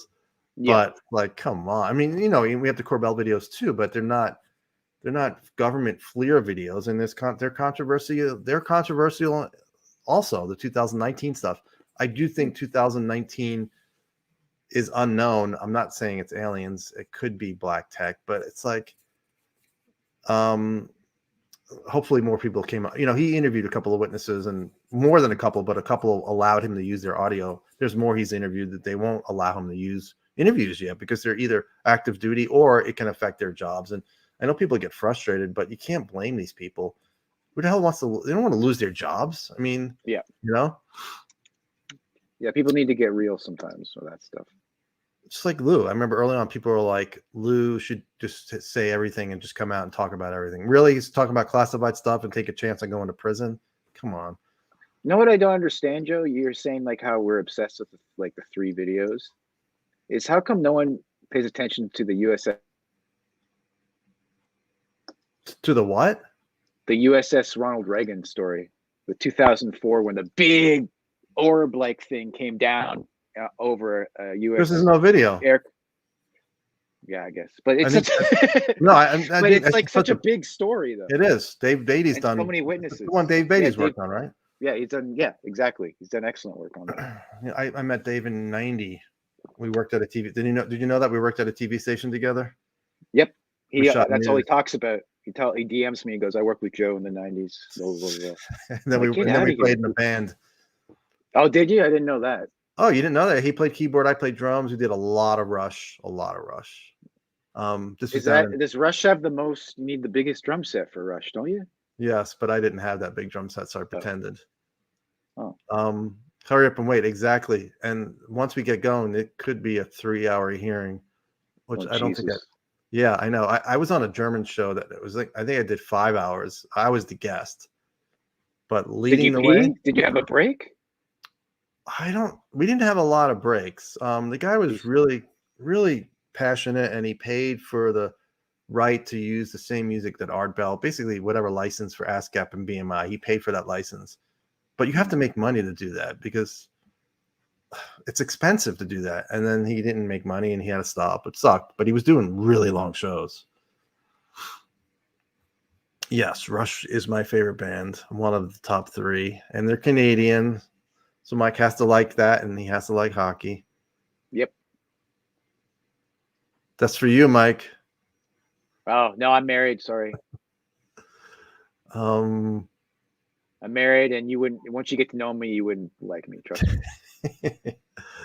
I've been following this subject since 1975. When you take a step back and look at what's happened since the 40s, you'll see something. It's destroyed 50% of my interest in the subject. I don't really understand. Nothing will destroy my interest unless we're here a year from now and nothing has changed. That will hurt my interest. Yeah. Because a lot of people have been putting their cards on the table recently and saying something's going to happen in the next 6 months. Yeah. And I said that nothing happens in the next 6 months. You're like, okay, this is old. Yeah. I will not blame people if they get frustrated and annoyed if nothing happens in the next 6 months. And like I said, those whistleblowers, I hope they're good. I hope it's not ambiguous, and I hope there's some evidence to back it up. Yeah. Or like, I saw a UFO once. Okay. Oh my God. Has Lou come forward as a whistleblower and told everything he claimed he can't say because of NDA? I don't really consider Lou a whistleblower. He's somebody who worked in a program and resigned and then just spoke about the program. He hasn't. I mean, for me, a whistleblower would be coming out and saying, I worked in a classified program. I'm not supposed to be talking about it right now, but you know what? This is the most important subject in the history of humanity, and I don't care anymore. I'm going to tell you right now, I worked on craft. I had my hands on craft. They were non-human. They were not made. We know there were bodies found inside. They were not human bodies, or at least not humans that we know about. If they're future humans, maybe, but it's not something made by us. That's what I consider a whistleblower, or somebody who leaks the 23-minute video and says, yeah, I and then the pilots come out and talk about it. Something like that. I don't consider Lou a whistleblower. And I know he rejected it early on. People were calling him whistleblower. And he's like, I'm not really a whistleblower. And then people kept doing it, and he just stopped correcting them because it gets tiring after a while. Yeah. A whistleblower to me is someone that provides something that gives you like no wiggle room of like, oh, you mean like a retrieval of a human tech, like crash retrieval? No, not retrieval of human tech, something that we did not make. Yeah, well, even that. I mean, there could be human tech whistleblowers. I mean, like, yeah, I worked in a program and we made this. We made the Tic Tac. It's like if something like that, that would be a whistleblower. Oh yeah, that's a really good point. That's a good if you could prove it. I take it back. What I just said. Do you think one reason the phenomena has been hidden from public view is that the phenomenon may do something dangerous once exposed and known to the mainstream public? It could be. And Lou said that there's certain people that he's spoken to who said they think once it knows that we know, then it's going to push up whatever plan it has and just do it. He doesn't really buy that. He goes, but I understand the thinking. So yeah, could be. It's a possibility. That's if it's negative, which I don't know. And I definitely do think some of this is negative and some of it uses us for whatever reasons, whether it's for, DNA or whatever. How do you feel about the John Ramirez prophecy, the 2027? Do you put much thought into that? I'm not a big John Ramirez The hearing fan. will come to order. Here we go. I'd first like to thank our Can you hear witness, it? Dr. Sean Kirkpatrick, for testifying here I'm gonna and mute in today's myself. earlier closed session, and for his long and distinguished career, both in the intelligence community and in the Department of Defense. Dr. Kirkpatrick is the director of the All-Domain Anomaly Resolution Office, or AARO. Congress established this office in law to get to the bottom of the very serious problem of unidentified anomalous phenomenon, or UAP. Dr. Kirkpatrick has a very difficult mission. While we have made progress, there remains a stigma attached to these phenomenon. There is a vast and complex citizen engagement, and there's also very challenging scientific and technical hurdles. So we appreciate the willingness of Dr. Kirkpatrick to lean in on this issue and the work that he has accomplished thus far. And we look forward to both his opening statement and his presentation of examples of the work AARO has done. In late 2017, media reports surfaced about activity set in motion by the late long-serving Majority Leader, Senator Harry Reid, more than a decade ago. We learned that there was strong evidence of advanced technology reflected in the features and performance characteristics of many objects observed by our highly trained service members operating top-of-the-line military equipment. We learned that for the past 8 years, military pilots frequently encountered unknown objects in controlled airspace off both the east and west coast across the continental United States in test and training areas and ranges. We don't know where they come from, who made them, or how they operate. As former Deputy Secretary of Defense David Norquist observed, had any of these objects had the label "Made in China," there would be an uproar in the government and media. There would be no stone unturned and no effort spared to find out what we were dealing with. We can look at the recent incursion of the unidentified PRC high-altitude balloon as an example.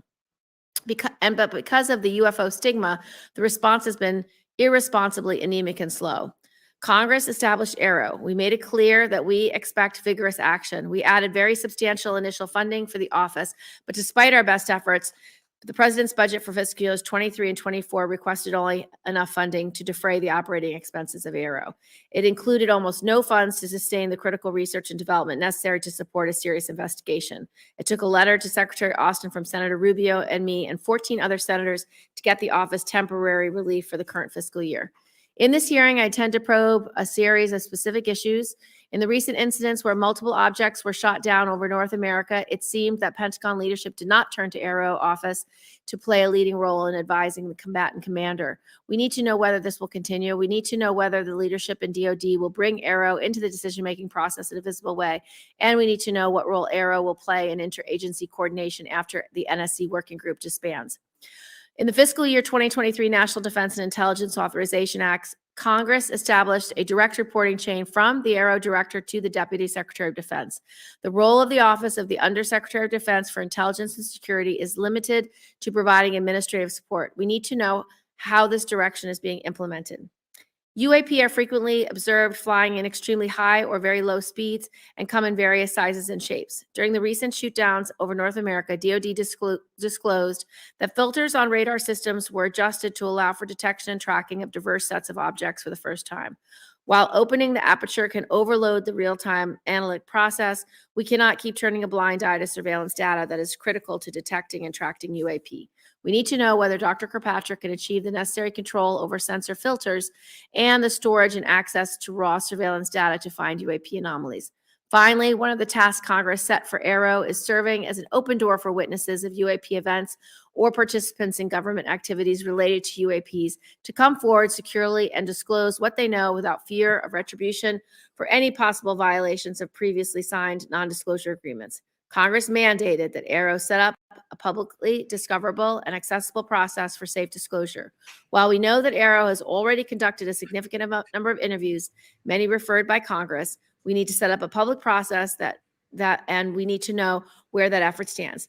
With that, I'd like to turn to Senator Ernst for her opening statement.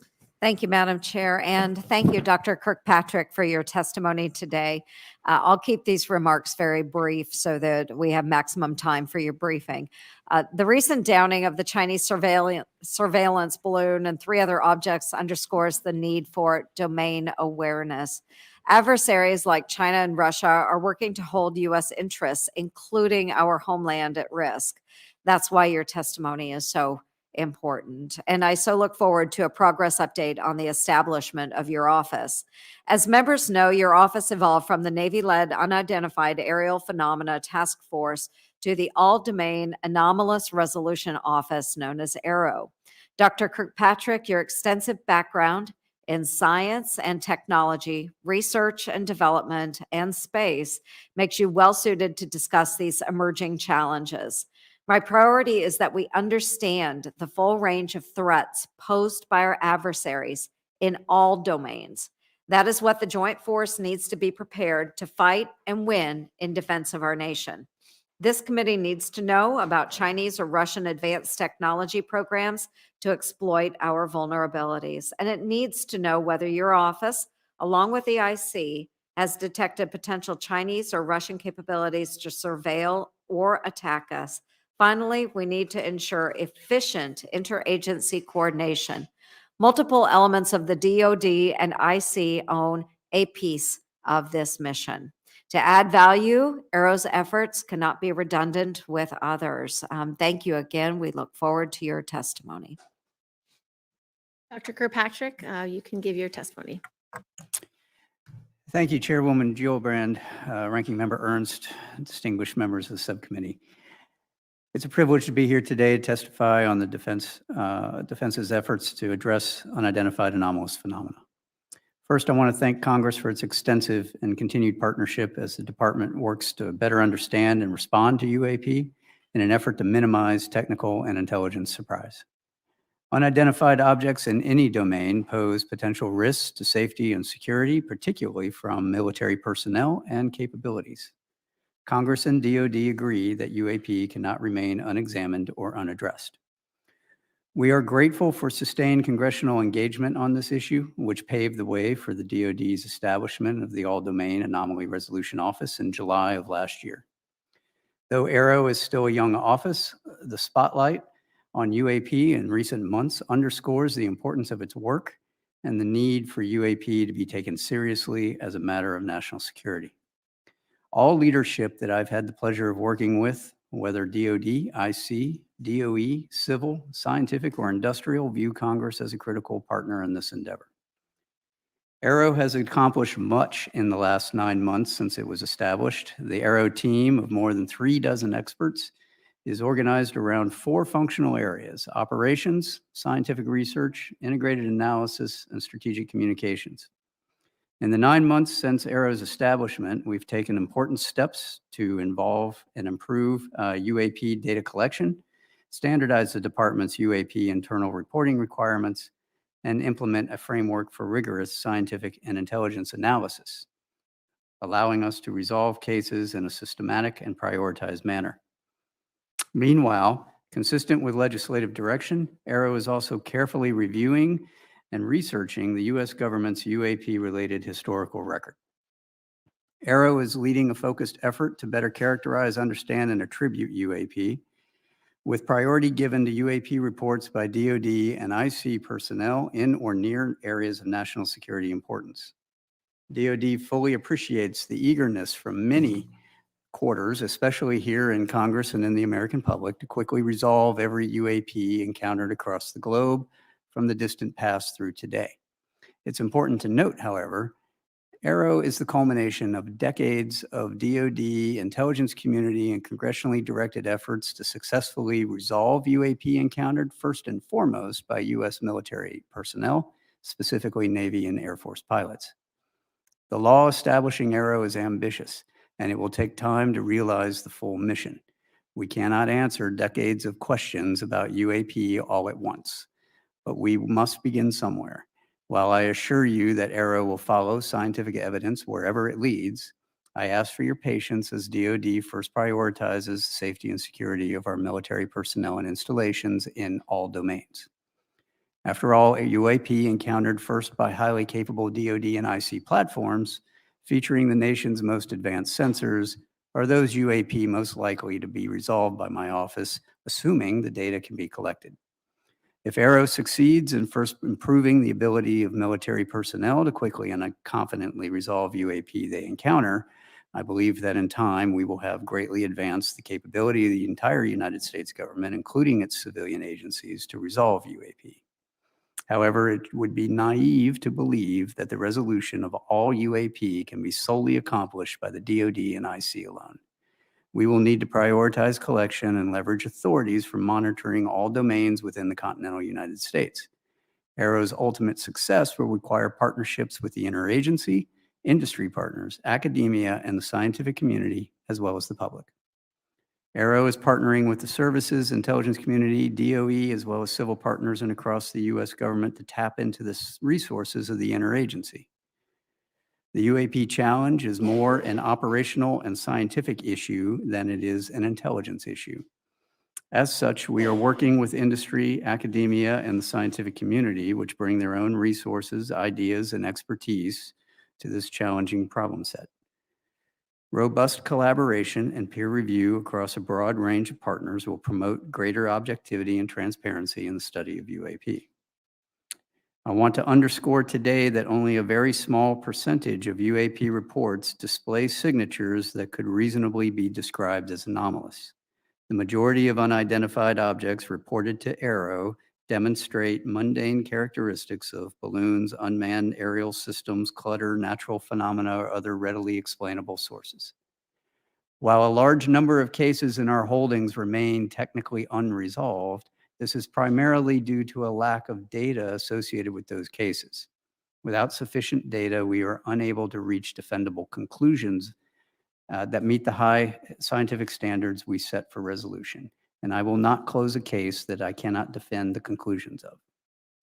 I recognize that this answer is unsatisfying to those who in good faith assume that what they see with their eyes, with their cameras, and with their radars is incontrovertible evidence of extraordinary characteristics and performance. Yet time and again, with sufficient scientific quality data, it is fact that UAP often, but not always, resolve into readily explainable sources. Humans are subject to deception and illusions, sensors to unexpected responses and malfunctions, and in some cases, intentional interference. Getting to the handful of cases that pass this level of scrutiny is the mission of AARO. That is not to say that UAP, once resolved, are no longer of national security interest, however. On the contrary, learning that a UAP isn't of exotic origin, but is instead just a quadcopter or a balloon, leads to the question of who is operating that quadcopter and to what purpose. The answers to those questions will inform potential national security or law enforcement responses. AARO is a member of the department's support to the administration's Tiger Team effort to deal with stratospheric objects such as the PRC high-altitude balloon.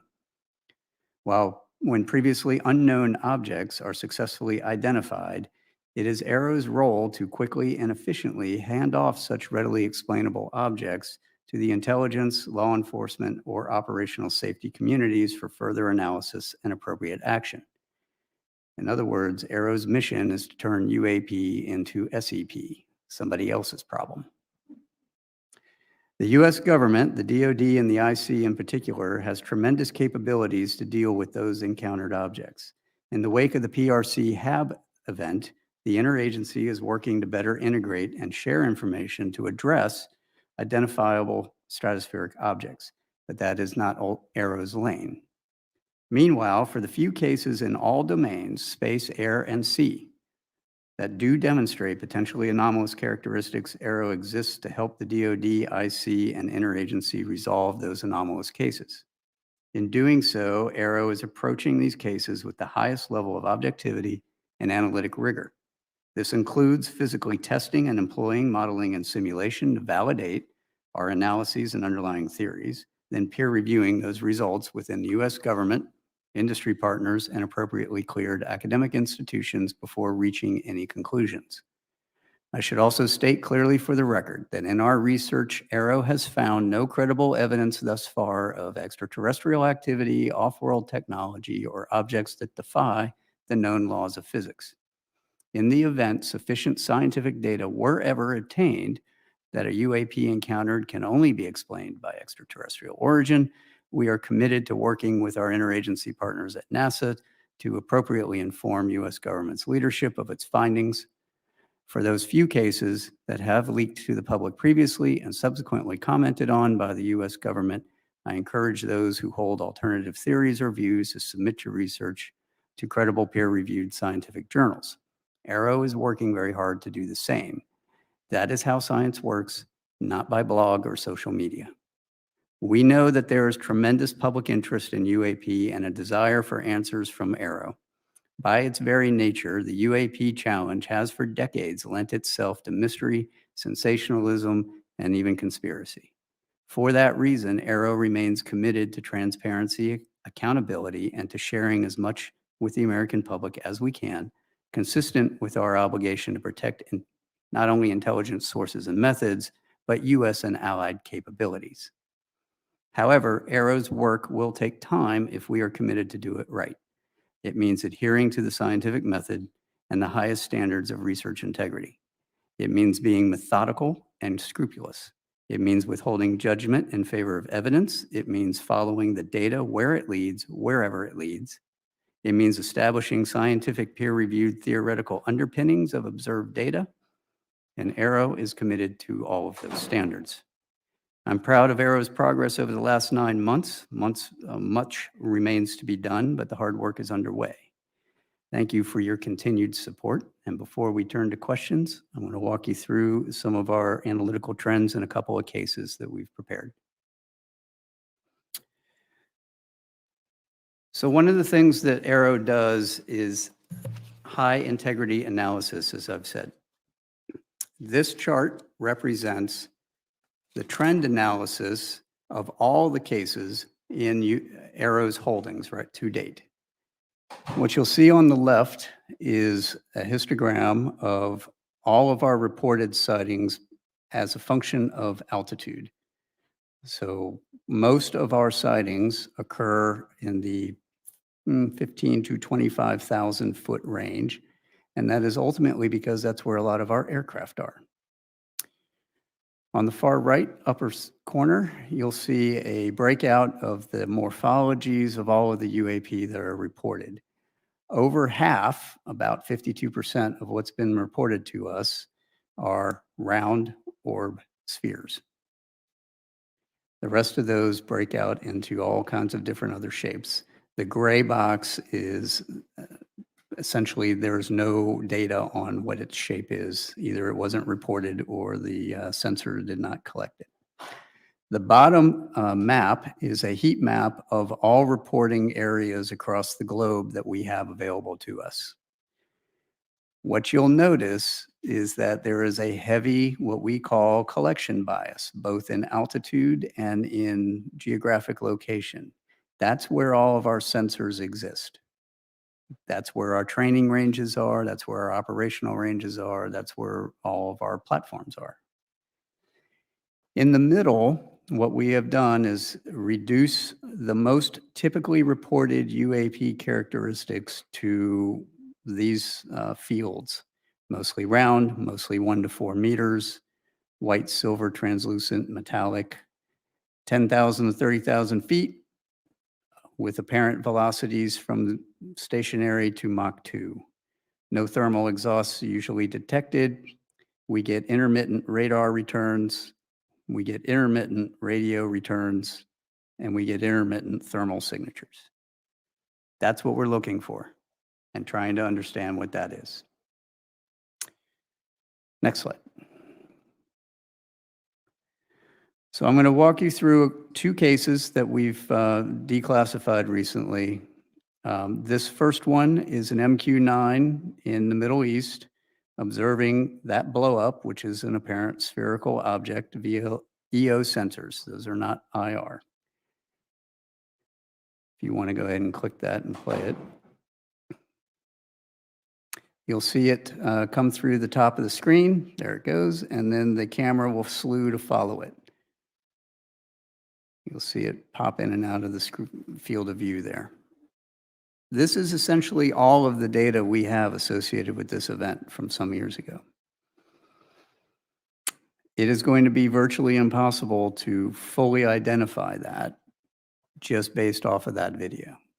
Now, what we can do and what we are doing is keeping that as part of that group of 52% to see what are the similarities, what are the trends across all of these, do we see these in a particular distribution, do they all behave the same or not?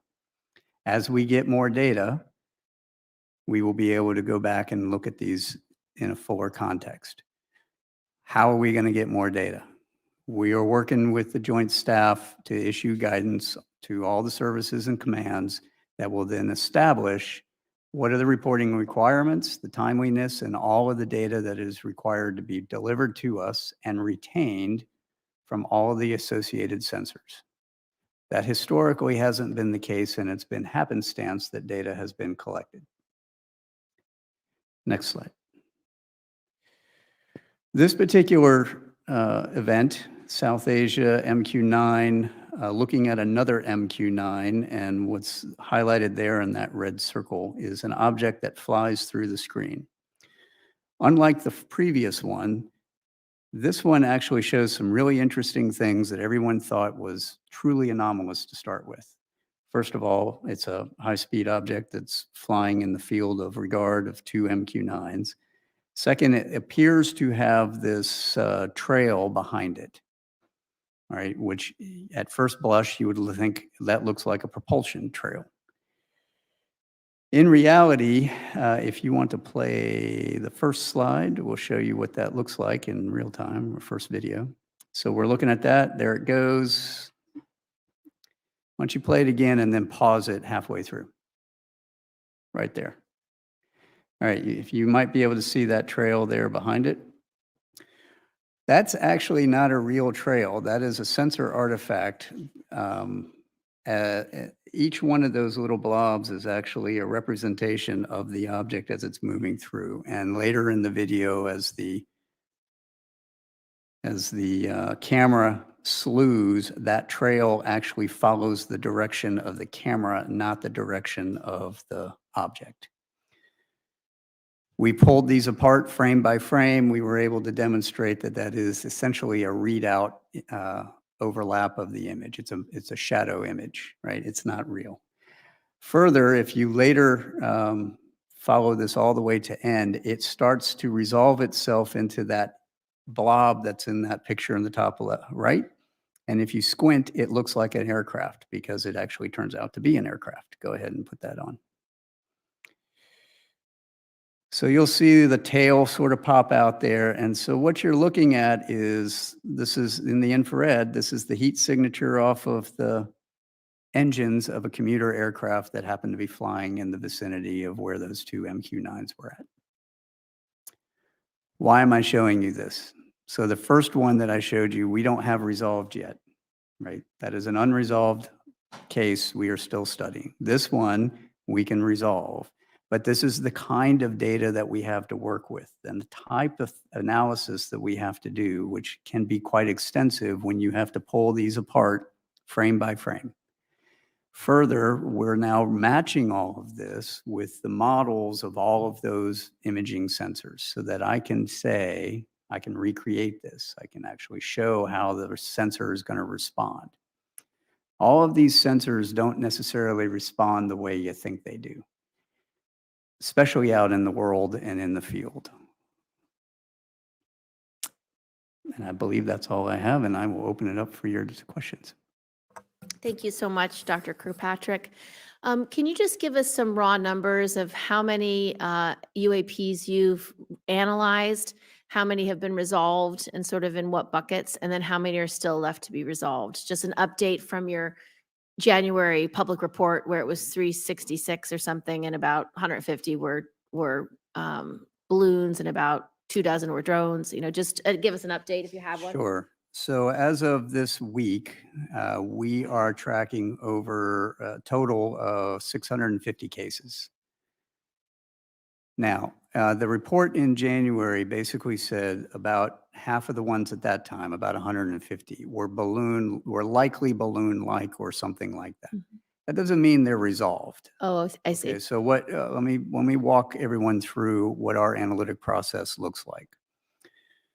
We have essentially a 5-step process, right? So we get our cases in with all the data. We create a case for that event. My team does a preliminary scrub of all of those cases as they come in, just to sort out, do we have any information that says this is in one of those likely categories? It's likely a balloon, it's likely a balloon, a bird, it's likely some other object, or we don't know. Then we prioritize those based off of where they are. Are they attached to a national security area? Does it show some anomalous phenomenology that is of interest? If it's just a spherical thing that's floating around with the wind and it has no payload on it, that's going to be less important than something that has a payload on it, which will be less important than something that's maneuvering, right? So there's sort of a hierarchy of just binning the priorities because we can't do all of them at once. Once we do that and we prioritize them, when we take that package of data in that case, and I have set up 2 teams, think of this as a red team, blue team, or a competitive analysis. I have an intelligence community team made up of intelligence analysts, and I have an S&T team made up of scientists and engineers and the people that actually build a lot of these sensors, or physicists, because, you know, if you're a physicist, you can do anything, right? But they're not associated with the intel community. They're not intel officers. So they look at this through the lens of the sensor, of what the data says. We give that package to both teams. The intelligence community is going to look at it through the lens of the intelligence record and what they assess, and their intel tradecraft, which they have very specific rules and regulations on how they do that. Scientific community, technical community is going to look at it through the lens of what is the data telling me? What is the sensor doing? What would I expect a sensor response to be? And back that out. Those 2 groups give us their answers. We then adjudicate. If they agree, then I am more likely to close that case if they agree on what it is. If they disagree, we will have an adjudication. We'll bring them together. We'll take a look at the differences. We'll adjudicate why do you say one thing and you say another. We will then come to a case recommendation. That'll get written up by my team. That then goes to a senior technical advisory group, which is outside of all of those people, made up of senior technical folks and intel analysts and operators from retired out of the community. And they essentially peer review what that case recommendation is. They write I review it, we make a determination, and I'll sign off one way or the other. And then that will go out as the the case determination. Once we have an approved web portal to hang the unclassified stuff, we will we would downgrade and declassify things and put it out there. In the meantime, we're putting a lot of these on our classified web portal where we can then collaborate with the rest of the community so they can see what's going on. That's, in a nutshell, that is the process, right? So because of that, that takes time. So of those over 650, we've prioritized about half of them to be of anomalous, interesting value. And now we have to go through those and go, how much do I have actual data for? Because if all I have is a operator report that says I saw X, Y, or Z, my assessment is A, B, or C, that's not really sufficient. That's a good place to start, but I have to have data. I have to have radar data. I have to have EO data. I have to have thermal data. I have to have overhead data. And we need to look at all that. Now, from a big picture perspective, I still have, that's all still very valuable data. And we're looking at applying a lot of things, new tools, analytic tools like natural language processing. So I can go across all of those reports and look for commonalities. How many of them are being described as round spherical objects that are maneuvering? How many of them are not maneuvering? How many of them seem to have a plume to it or no? That's also going to be very valuable to give us more of a global picture and a trends analysis of what are we seeing, and help us get to the determination. So go back to your question, ma'am. We have this next quarterly report will be coming out here pretty soon. Our next annual report, you all have given us, moved it up to June, July. We're going to be having that done about that time frame, and we will have we'll be combining a whole number of reports into that one. I think we're currently sitting at around, if I remember correctly, we're around 20 to 30-ish are about halfway through that analytic process. A handful of them have made it all the way out to the other side, gone through peer review. We've got case closure reports done and signed. We're going to get faster as we get more people on board and we get more of the community tools to automate some of the analysis that has to be done. Yeah, thank you, Madam Chair. And Dr. Kirkpatrick, the ODNI annual threat assessment states that China's space activities are designed to erode U.S. influence across military, technological, economic, and diplomatic spheres. Likewise, Russia will remain a key space competitor. In the course of your work, have you become aware of any Chinese or Russia technical advancements to surveil or attack U.S. interests? So that's a great question. Part of what we have to do as we go through these, especially the ones that show signatures of advanced technical capabilities, is determine if there's a foreign nexus. Mm-hmm. That's really hard if what we observe doesn't have a Chinese or Russian flag on the side of it. Now, I think it is prudent to say of the cases that are showing some sort of advanced technical signature, of which we're talking single percentages of the entire population of cases we have. I am concerned about what that nexus is, and I have indicators that some are related to foreign capabilities. We have to investigate that with our IC partners, and as we get evidence to support that, that gets then handed off to the appropriate IC agency to investigate. Again, it becomes an SEP at that point. Yeah, somebody else's problem. Right. Very good. Thank you. Yes.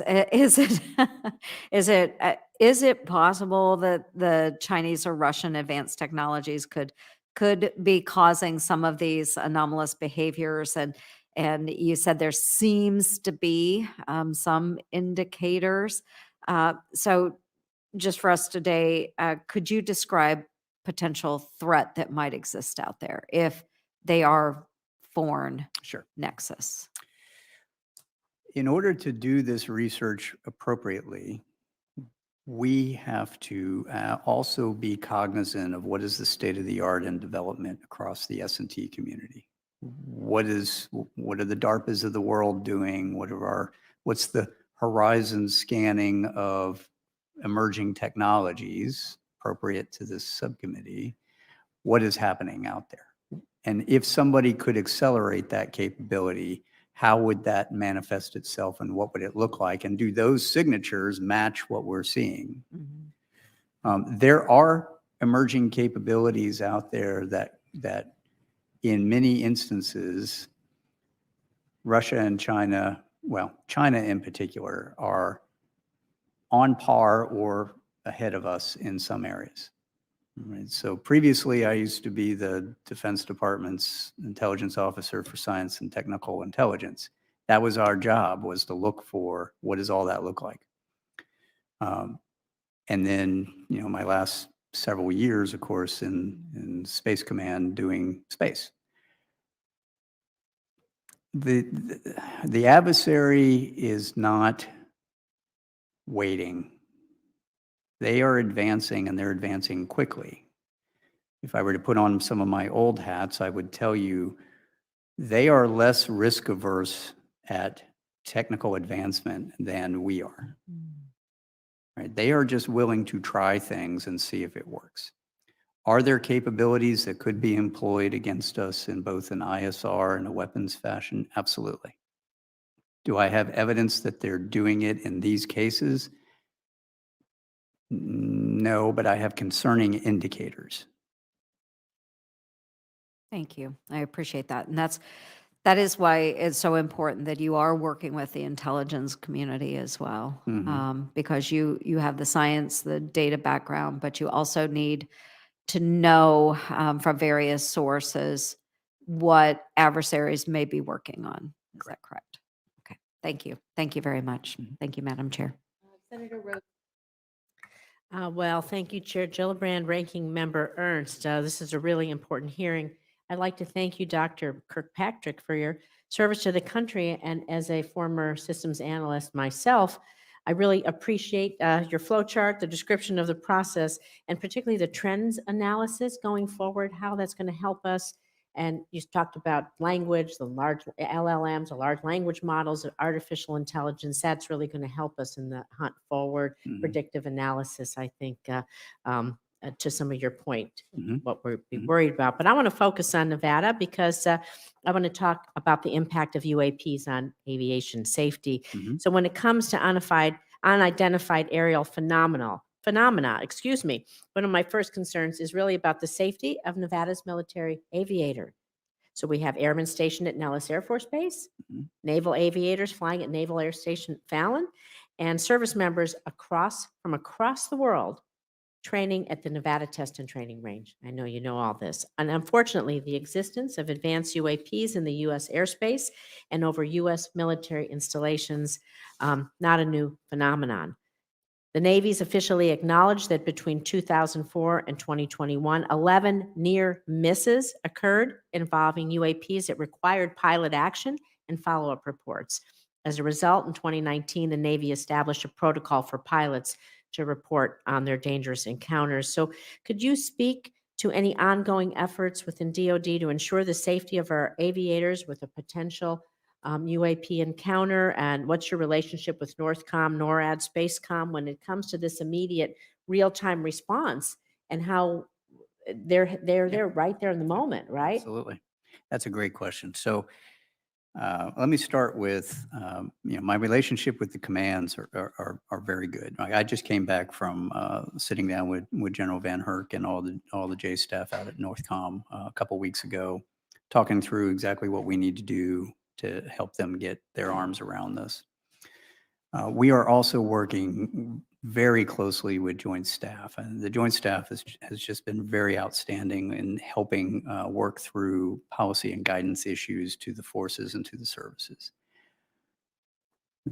And I would like to just make sure that we message back to all of the operators the importance of their reporting and the fact that you're about to get a bunch of new requirements that we're issuing through the Joint Staff on all of the data that we're going to need you to save and report back to us.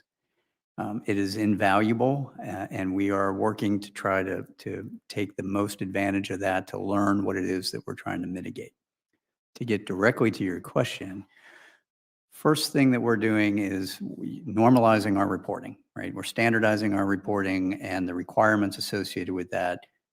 Guidance from the Joint Staff, I think, goes out maybe this week, maybe next week, that we've been working with them for some months that does exactly what I just said. It gives them timelines, it gives them requirements, it gives them, here's all the data you have to have, and you got to retain it. The next thing that comes after that is a plan order that will go out to the commands for mitigation and response. So there's a couple of things that we have to do.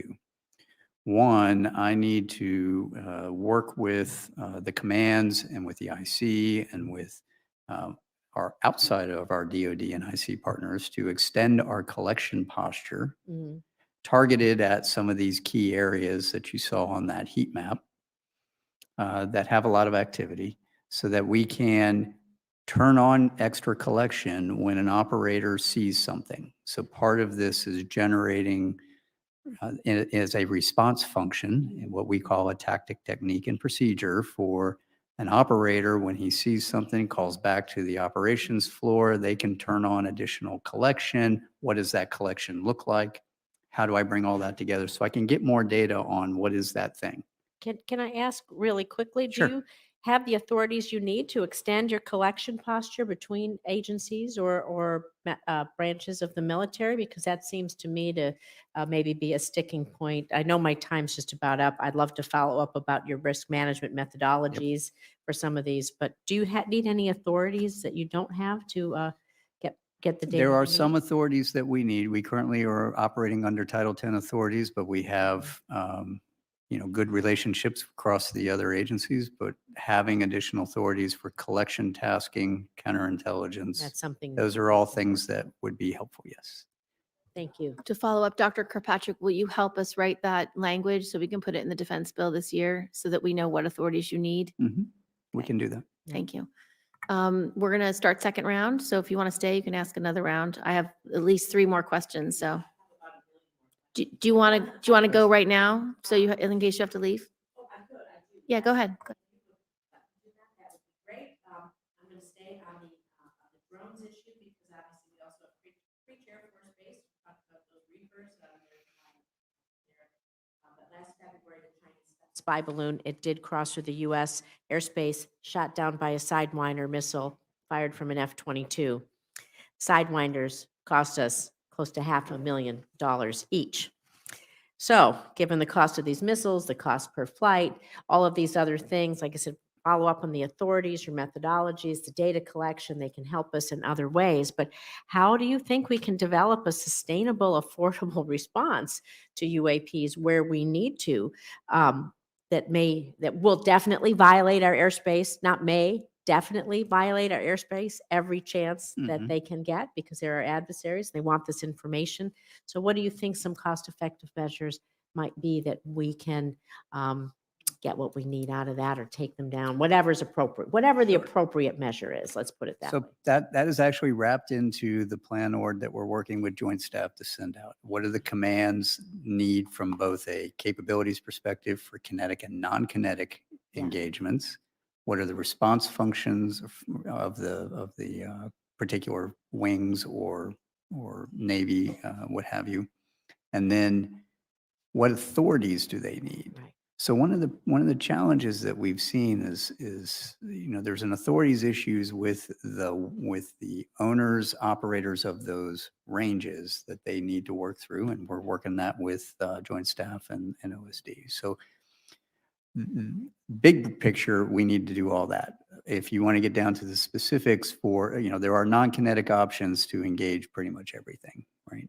Whether it's electronic warfare, whether it's, laser technology. That's where this data, That's having the right. good data collection, predictive Correct. analytics, you can Inform. make some assumptions and possibilities. That's right. And we will inform recommendations back to the department on here's what could work, here's what we've seen work, here's what doesn't work. Right.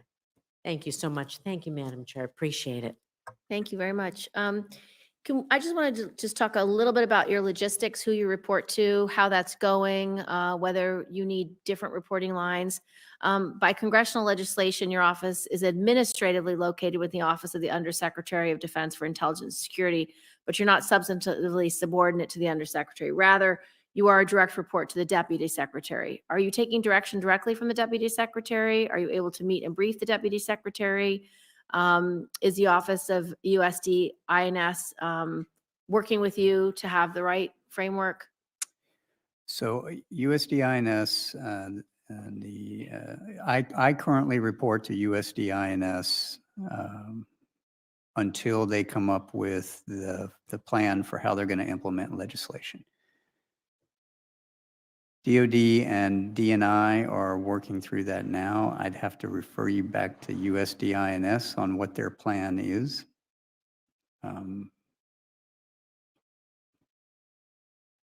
Do I need to update your reporting structure in the next defense bill, or is this something that you think will work its way out, or does it need further clarity? I think they're planning on coming back to you with an answer on what that plan is. And I think at that time that will inform what you want to do. Okay, thank you.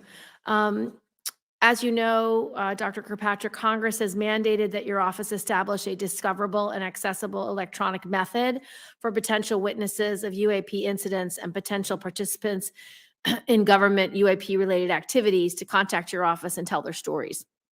Congress also set up a process whereby people subject to non-disclosure agreements, preventing them from disclosing what they may have witnessed or participated in, could tell you what they know without risk of retribution from or violation of their NDAs. Have you submitted a public-facing website product for approval to your superiors, and how long has it been under review? I have. We submitted the first version of that before Christmas. And do you have an estimate from them when they will respond and when you'll have feedback on that? No, I don't. Okay. We will author a letter asking for that timely response to your superiors. When do you expect that you will establish a public-facing discoverable and access portal for people to use to contact your office as the law requires? So I would like to first say thank you all very much for referring the witnesses that you have thus far to us. I appreciate that. We've brought in nearly 24 so far. It's been very helpful. I'd ask that you continue to do that until we have an approved plan. We have a multi-phased approach for doing that we've been socializing and have submitted for approval sometime. Once that happens, then we should be able to push all that out and get this a little more automated. Great. What I would ask, though, is as you all continue to refer to us and refer witnesses to us, I'd appreciate if you do that. Please try to prioritize the ones that you want to do, because we do have a small research staff dealing with that. Thank you. And then do you have any plans for public engagement that you want to share now that you think it's important that the public knows what the plan is? So we have a number of public engagement recommendations according to our strategic plan. All of those have been submitted for approval. They have to be approved by USD-INS. We are waiting for approval to go do that. Okay, I will follow up on that. And then my last question is about the integration of departments' UAP operations, research analysis, and strategic communications. During the recent UAP incidents over North America, it didn't appear that you were allowed to play that role. Do you agree that the public perception is generally that you and your office did not appear to play a major role in the department's response to the detection of objects over North America? What can you tell us that's going on behind the scenes from your perspective? And in the after action assessment process, is there awareness that there is a need to operate differently in the future and a commitment to doing so? When the objects were first detected, I got called by Joint Staff Leadership to come in late one night to review events as they were unfolding and to give them an assessment based on what we knew at that time. I did that, worked with the Director of Joint Staff, the J2 and the J3 that night and over the couple of following days on what are the types of things that we are tracking from an unidentified object perspective, what databases do we use, those sorts of things for known objects, known tracking. Beyond that, the response, I would have to refer you back to the White House for the decision on how they did the response. We did not play a role in what you would respond, other than that initial, advice on what we are seeing and how we are seeing it. Thank you, Madam Chair. Dr. Kirkpatrick, I know that your office has gotten a lot of attention recently. And of course, any new agency, there tends to be a push to increase size and funding. We want to make sure that you're able to meet your goals. But what I also need to ensure is that we're not duplicating or replicating existing functions and creating redundancy within DoD and the interagency. So what steps are you taking right now to make sure that your particular office and function is unique to any of the other agencies that might be involved in these types of cases? Yeah, that's a great question. So I would like to lay down, here's what am I, sort of my mission and my goal and my vision here. So the vision is at some point in the future, you should not need an arrow. If I'm successful in what I'm doing, we should be able to normalize everything that we're doing into existing processes, functions, agencies, and organizations, and make that part of their mission and their role. Right now, the niche that we form is really going after the unknowns. I think you articulated it early on, this is a hunt mission for what might somebody be doing in our backyard that we don't know about. All right, well, that is what we are doing, right? But at some point, we should be able to normalize that. That's why it's so important, the work we're doing with Joint Staff, to normalize that into DoD policy and guidance. We are bringing in all of our interagency partners. So NASA is providing a liaison for us. I have FBI liaison, I have OSI liaison, I have service liaisons. Half of my staff come from the IC. Half of my staff come from other scientific and technical backgrounds. I have DOE. And so what we're trying to do is ensure, again, as I make UAP into SEP, they get handed off to the people that is their mission to go do, so that we aren't duplicating that. I'm not going to go chase the Chinese high altitude balloon, for example. That's not my job. It's not an unknown and it's not anomalous anymore. Now it goes over to them. Right. Very good. Thank you, Madam Chair. Thank you. I wanted just to follow up on the filters for surveillance. Outside observers have speculated that DoD sets filters on certain sensors to eliminate objects that are moving really fast or slow, because what we are looking for militarily are conventional aircraft and missiles. UAP that doesn't fit into these programs would thereby be weeded out and never noticed. This speculation was proven to be true during the UAP incidents over North America, where DoD publicly acknowledged that we were able to start seeing these UAPs only when we opened up these filters. Obviously, our military operators cannot be overloaded with objects that are not conventional aircraft or missiles. Can you nonetheless make sure that the raw data is being captured and subsequently processed, so that your office knows what's really out there? And is that going to cost money? Will you expect to pay for that money out of AARO's budget? One of the key tenets that we're trying to do in our science plan is understand what those signatures are. So we get all the raw, for example, radar data prior to the scrubbing and filtering to allow it to enter into our weapon systems and our detection systems. We are now taking all that data and cross-correlating it to what pilots are saying they're seeing or other observations from other operators. What that allows us to do is then see if there are any signatures in that data that I can pull out, generate what we'll call automatic target recognition algorithms that allow us to then use that signature associated with a observed UAP, whatever that UAP may be. We will then make those recommendations of what those changes should be back to the department. So the deputy secretary had asked me last October to make those recommendations. What changes do we need to make to radars, to platforms, to detection systems and algorithms to pull on those algorithms and make those changes?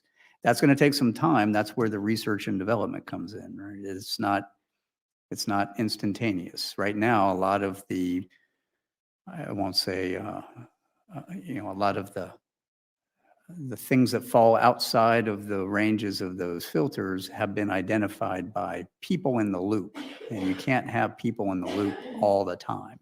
It's just not cost effective. So part of our budget is working through what does that look like, and then making those recommendations back to the big program offices for them to put into changes in that acquisition. My last question's about the academic community. Can you give us an update on sort of how you collaborate with the academic community and whether how the independent study being done by NASA complements AARO's work? Sure. Two questions, so I'm going to try to make it quick. The 1979, Carl Sagan said, extraordinary claims require extraordinary evidence. I would go one step further, and I would say extraordinary claims require not only extraordinary evidence, but extraordinary science. And so how do you do that? You do that with the scientific method, right? And so as AARO is developing and implementing its science plan, it has to do so grounded in a solid foundation of scientific theory across the entire range of hypotheses that have been presented for what UAP are. That range spans adversary breakthrough technology on one hand, known objects and phenomena in the middle, all the way to the extreme theories of extraterrestrials. All of that has physics-based signatures associated with it, whether it's theoretical from the academic community, known from things like hypersonic weapons, or adversary breakthrough technologies, as we've talked about before, or the known objects that we have to go measure. The idea is across that entire range, you have to come up with peer-reviewed scientific basis for all of it. The academic community plays a very big role on the one end of the spectrum, the intelligence community on the other end of the spectrum, and then measurement in the middle. Once I have those signatures identified in validated peer-reviewed documents, then I have something to point to for all that data. Because all that data is going to match one of those signatures, right? And then I can go, well, it's that and not that, or it's that. And that helps us go through all that.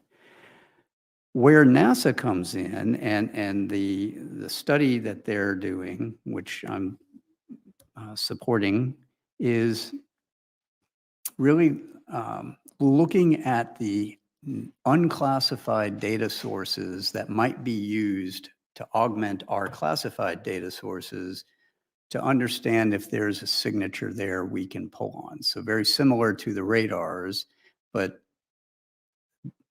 civil capabilities. So for example, we have a lot of climate science satellites, for example, that look at Earth. Lots of them. How many of those is the data valuable in seeing these kinds of objects. The challenge in that is those platforms don't necessarily have the resolution you need. So if you remember the slide I put up there with the trends, the size of the objects we're looking for are typically reported to be 1 to 4 meters. Well, the resolution of many of the climate science civil satellites is much larger than that, which means you'd have a hard time picking out something that's smaller than a pixel on the imagery on the data. That's not to say all of it's not useful, and there are ways of pulling through that data and going through. That is what NASA is focused on right now. So what are some other data sources that could be used? In addition, things like open source and crowdsourcing of data. We're exploring public-private partnerships, ma'am, as you know, we've talked about in the past, to look at, is there a way to smartly crowdsource additional data that might be useful to augment some of my classified sources? And what does that look like? And how would we do it so that we're not overwhelmed by, everybody who wants to take a picture of everything?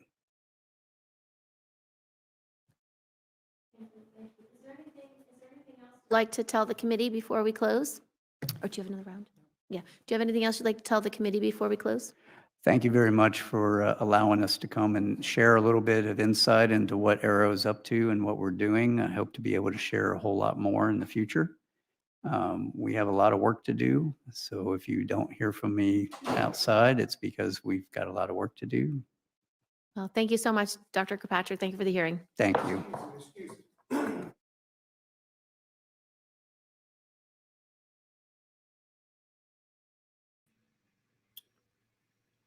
Well, that was a lot faster than I thought it was.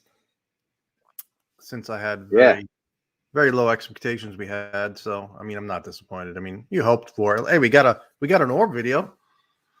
Yeah, the Mosul orb 2.0, or that is, I like to think that is the Mosul orb. Just that keeps going. That could definitely be the Mosul orb. I don't know. I looked on Jeremy Corbell's Twitter to see if that jumped out at him, but did you see the chart, the pie chart? It's like half of them are spheres, orbs. Yeah, I can actually. Let me see if I can pull. I think we both tweeted the same slide, actually. Can pull UAP, the UAP reporting trends, and then the pie chart, half of it is orbs. Very like Tic Tac is 1%, and I think that's probably the highlight. I think for me, I didn't think we were going to get that. No, I know people are pissed off at what we just saw, but it's like, no, don't be pissed off. That was better than the last hearing, in my opinion. It was, and it's funny because people were complaining that there's no phone number, there's no website, and he's like, it seems like he's like, we're just waiting for approval. It's like government bureaucracy. Yep, and they've spoken to 24 witnesses. He said that 2 dozen. 2 dozen, and I took that is I don't know why it has to be so secret. Why they can't tell us? Give us an idea where these witnesses are telling you. Right. But that what was sort of telling to me was when, or I might be looking too much into it, is when he said, when you recommend witnesses, please make sure to send us the ones that you just want us to. Like I was like, what? Well, Like, he said, send us the ones you really, because we were limited in our how many people we have here and how much research we can do. I thought that was sort of suggesting that like some of the witnesses we've had not so strong, or maybe time. Yeah. And so, what is this?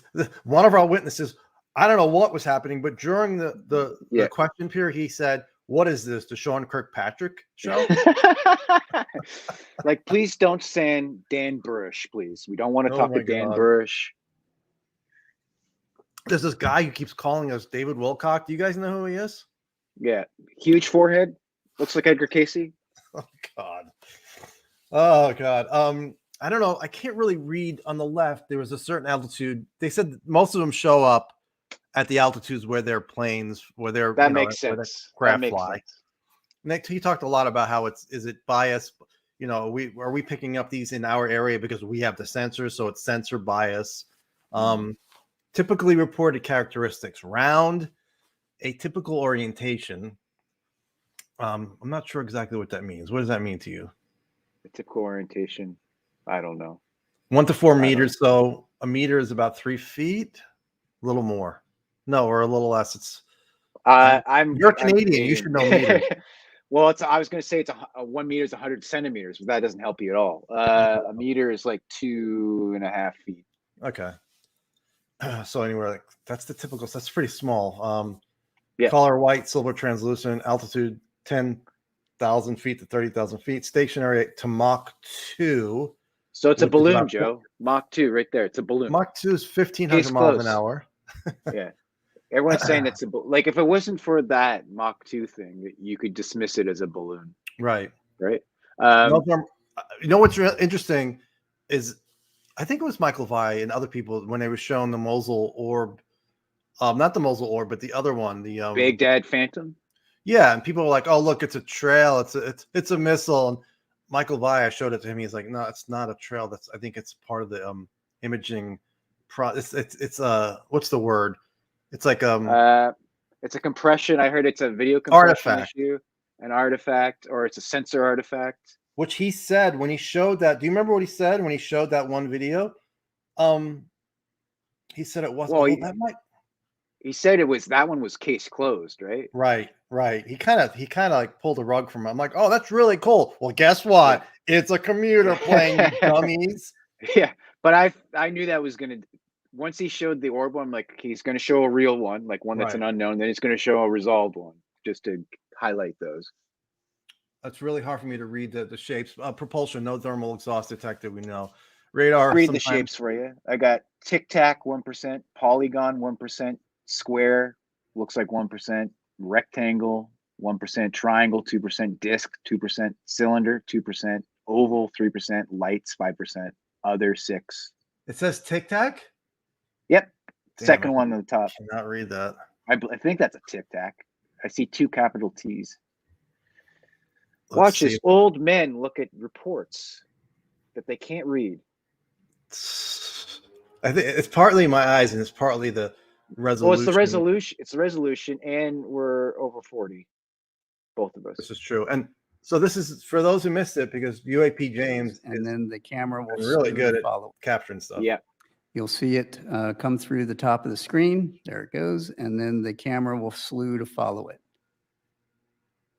You'll see it pop in and out of the field of view there. This is essentially all of the data we have associated with this event from some years ago.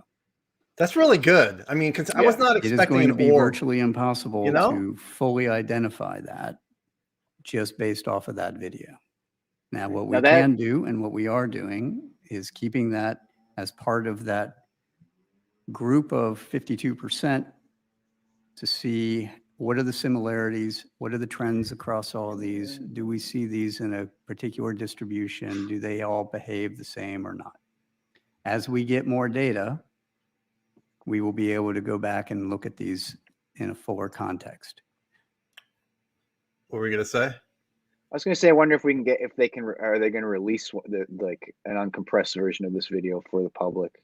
That would be really nice. I don't see how people can say that's just our stuff. I'm like, it's an orb. It's like, it's pretty cool. I could see Mick West going, oh, it's parallax and it's actually not moving fast. Exactly. It's parallax and it's a body of water. It's a puddle moving in the sky. It's a puddle. Yeah, they can't say it's a puddle. They can't say that one's a puddle. I missed this. I don't know how I missed this if I was sleeping and I did not leave my computer. So I missed it too. I'll play it. Yeah. I should also state clearly for the record that in our research, AARO has found no credible evidence thus far of extraterrestrial activity, off-world technology, or objects that defy the known laws of physics. So, in other words, my follow-up would be, would this include the witnesses that you spoke to? So if they claim that they had worked on something off-world or something non-human, are you saying those witnesses are not credible? Is that what you're saying, Dr. Kirkpatrick? That should be the follow-up. I mean, I have no problem with him saying, what they found, what they've examined so far, video wise, doesn't show anything off-world ET. Because I don't think. But somebody in the chat said, does he have access to the same stuff that Lou talks about, 23-minute video? I don't know. Probably not. The way They didn't ask that, of course. Yeah. I'll just finish what he said. In the event sufficient scientific data were ever obtained that a UAP encountered can only be explained by extraterrestrial origin, we are committed to working with our interagency partners at NASA to appropriately inform U.S. government's leadership of its findings. For those few cases that have leaked to the public previously and subsequently commented on by the U.S. government, I encourage those who hold alternative theories or views to submit your research to credible peer-reviewed scientific journals. AARO is working very hard to do the same. That is how science works, not by blog or social media. That was a shot at me and you and everybody else on Twitter. That was specifically to you. I could tell. It's like, well, I thought my blog, the transcript proved ETs were here, Dr. Kirkpatrick, and you're telling me it hasn't? Mm-hmm. Know that there is tremendous public interest in UAP and a desire for answers from AARO. By its very nature, the UAP challenge has for decades lent itself to mystery, sensationalism, and even conspiracy. For that reason, AARO remains committed to transparency, accountability, and to sharing as much with the American public as we can, consistent with our obligation to protect not only intelligence sources and methods, but U.S. and allied capabilities. However, AARO's work will take time if we are committed to do it right. Sources and methods. It's always sources and methods. Does he sound like a UFO guy to you?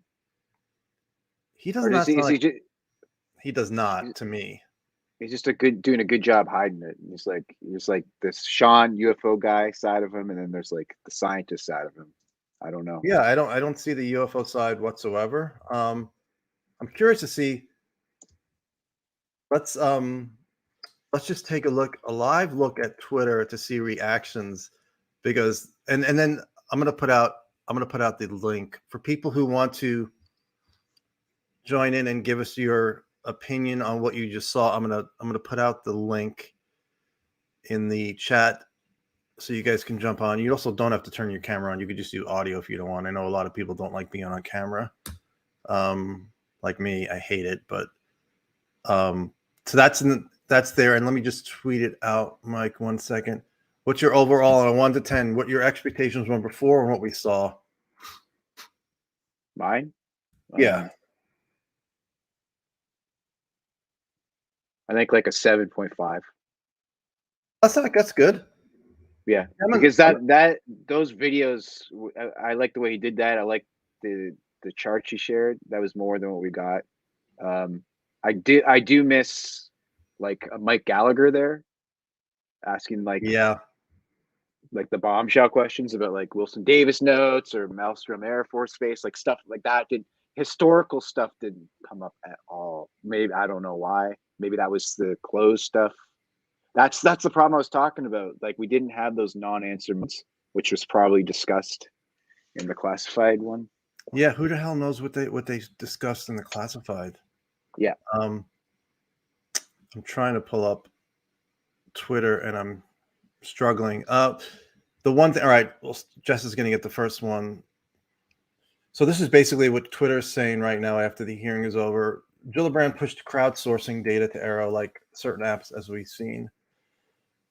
Yeah. Is that the NASA thing that she's referring to? I don't know, and it's possible I missed it. I mean, she mentioned the public. More Jess, this is a hunt mission for what somebody may be doing in our backyard. So yeah, he did say that. I'm glad she quoted that, because it's like that's really not what your mission is supposed to be, unless, well, somebody, quote unquote, somebody. They're basically in restricted airspace doing stuff. We don't know who they are, and I don't think it's all foreign adversarial, but some people do. I also think it's either that or black tech. Jess is like leading the way. Key phrase, concerning indicators. Richard Butt. Yeah. Here we go.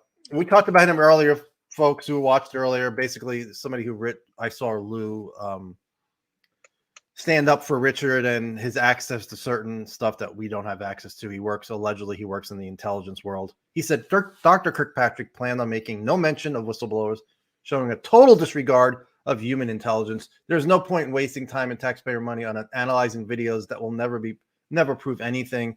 Follow the leads to whistleblowers the whistleblowers have given you. I agree. I mean, unless the video, first of all, no video is going to prove anything, but if we're going to see videos, I'm happy we saw the orb, but we need to see the really good stuff. And then, like he said, and we talked about earlier, if people worked in these programs, that's what we need to hear. Let's cut to the chase. Let's stop reinventing the wheel. Who was it recently? I think it was Ted Rowe. What's the name of the group that Ted Rowe was with? He formed UAP Med. No, there's another one before that. He formed it with Dr. Haynes. Remember the names? They're very similar. APRO, something like that. I'll look it up while you talk. Anyway, he was saying, say some shit. What is it? I said, say some shit while I look it up. All right, David. So yeah, Ted Rowe was saying, and Ted Rowe's a really, guys, if you find him on Twitter, do you think there's a world where he was saying he told them what the whistleblowers told him in the classified, and that's the lack of whistleblower talk? Maybe. Or am I just being optimistic? No, it's maybe. Let's see if we can get this John Stratter to join us. Here we go. Hey, John, how you doing? Hey, gentlemen, can you hear me? I can hear you. Yep. Thanks I can hear you. Thanks for Sorry, calling. my iPad, I have my camera covered, so I don't want to. Nah, it's not a problem. We can hear you. But yeah, I am pleasantly surprised because I had very, very low expectations of getting any information at all, and so at least we got kind of a look behind the scenes of how they're analyzing the data and stuff. But I kind of agree with Richard Butt about the human intelligence.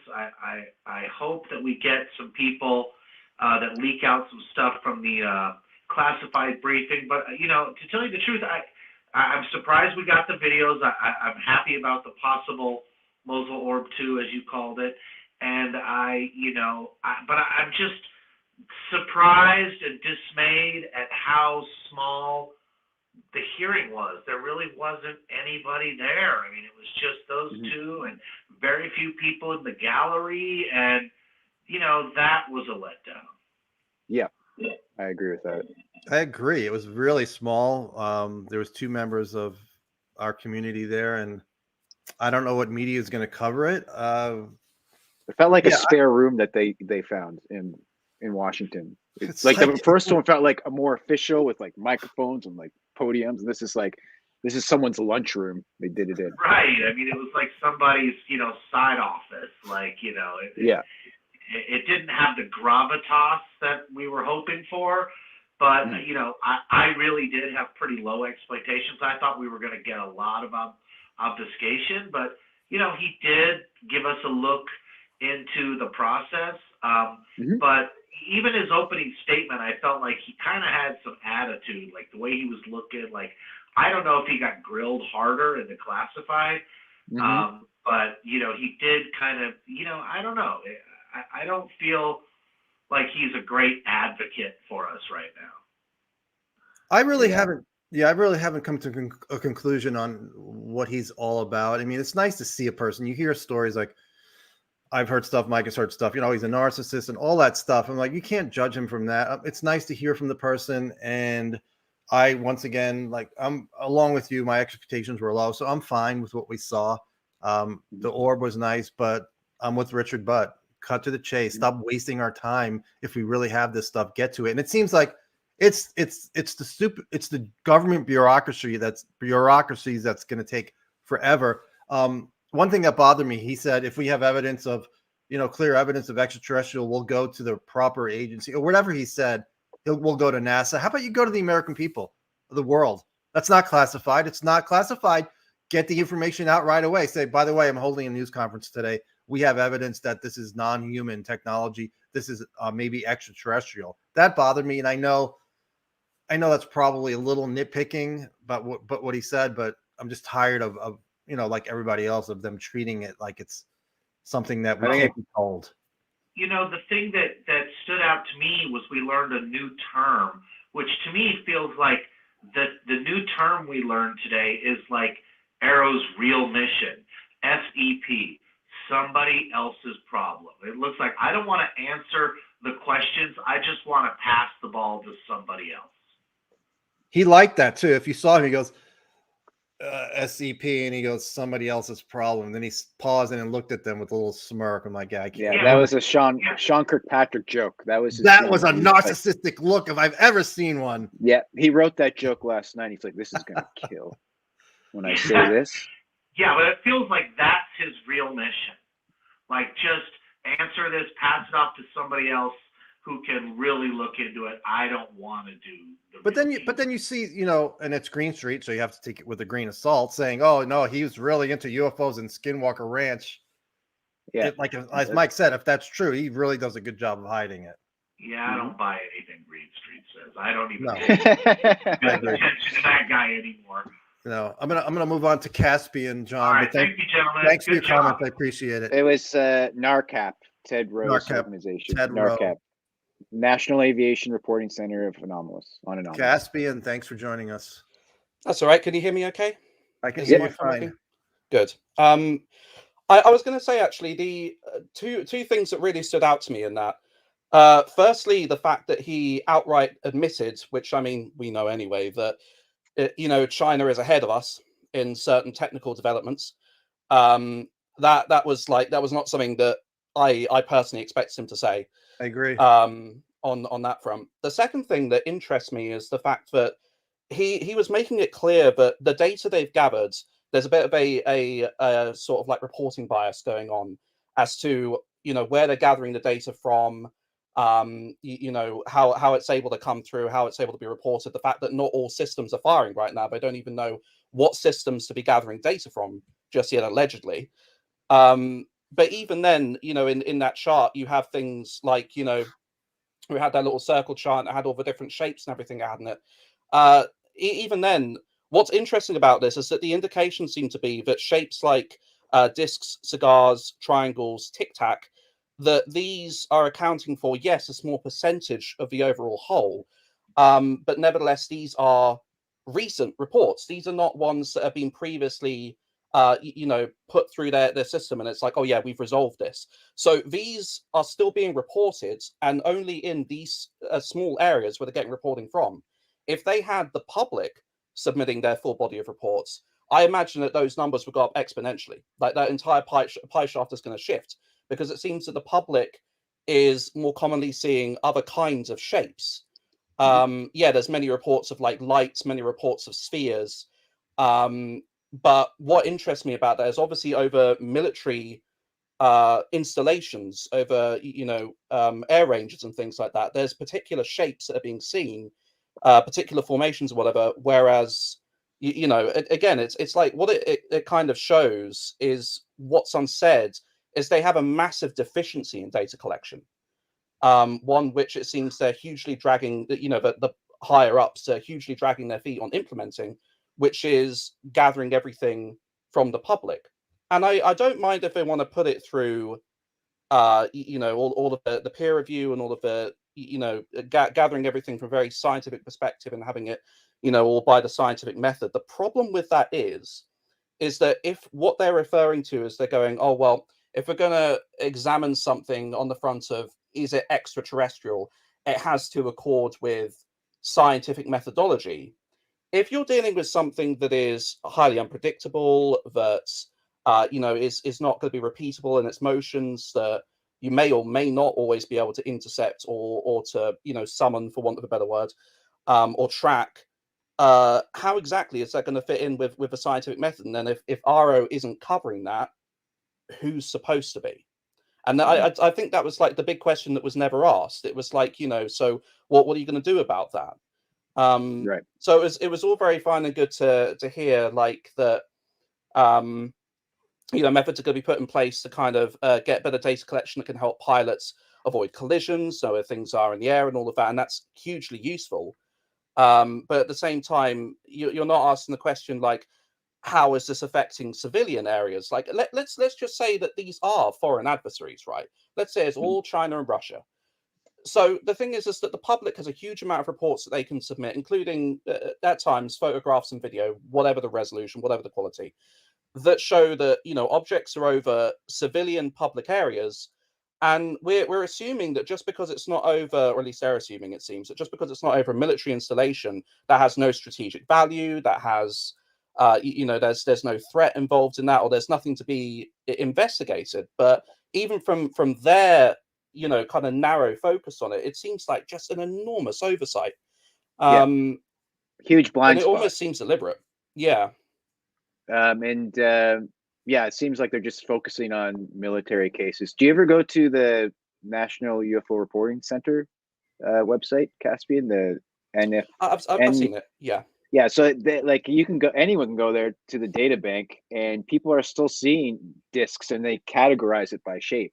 If you don't want to go by date or type of sighting, and yeah, people are still seeing those common shapes that in triangles, saucers, and stuff like that. So, but according to this chart that was released, like half of the sightings are orbs, which sound almost like what Ryan Graves has described with like a cube within a sphere. That could fit into the orb category here.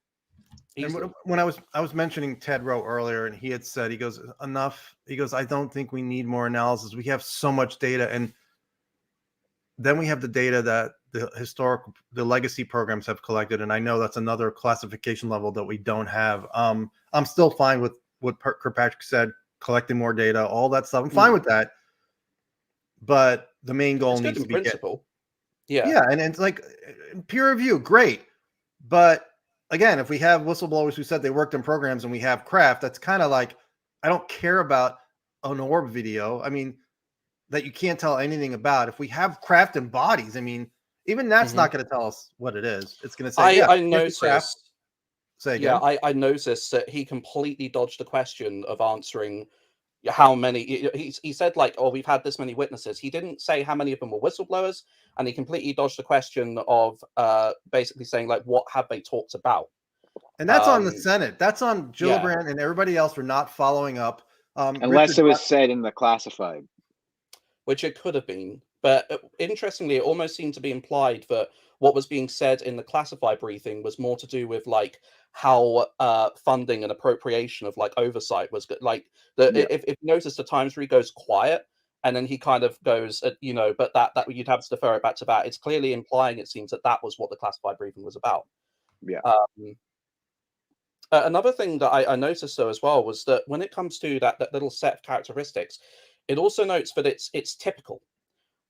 So you know, you've typically got something that's this size and that's moving up to Mach 2, but what it's kind of not, he said nearly 24 witnesses.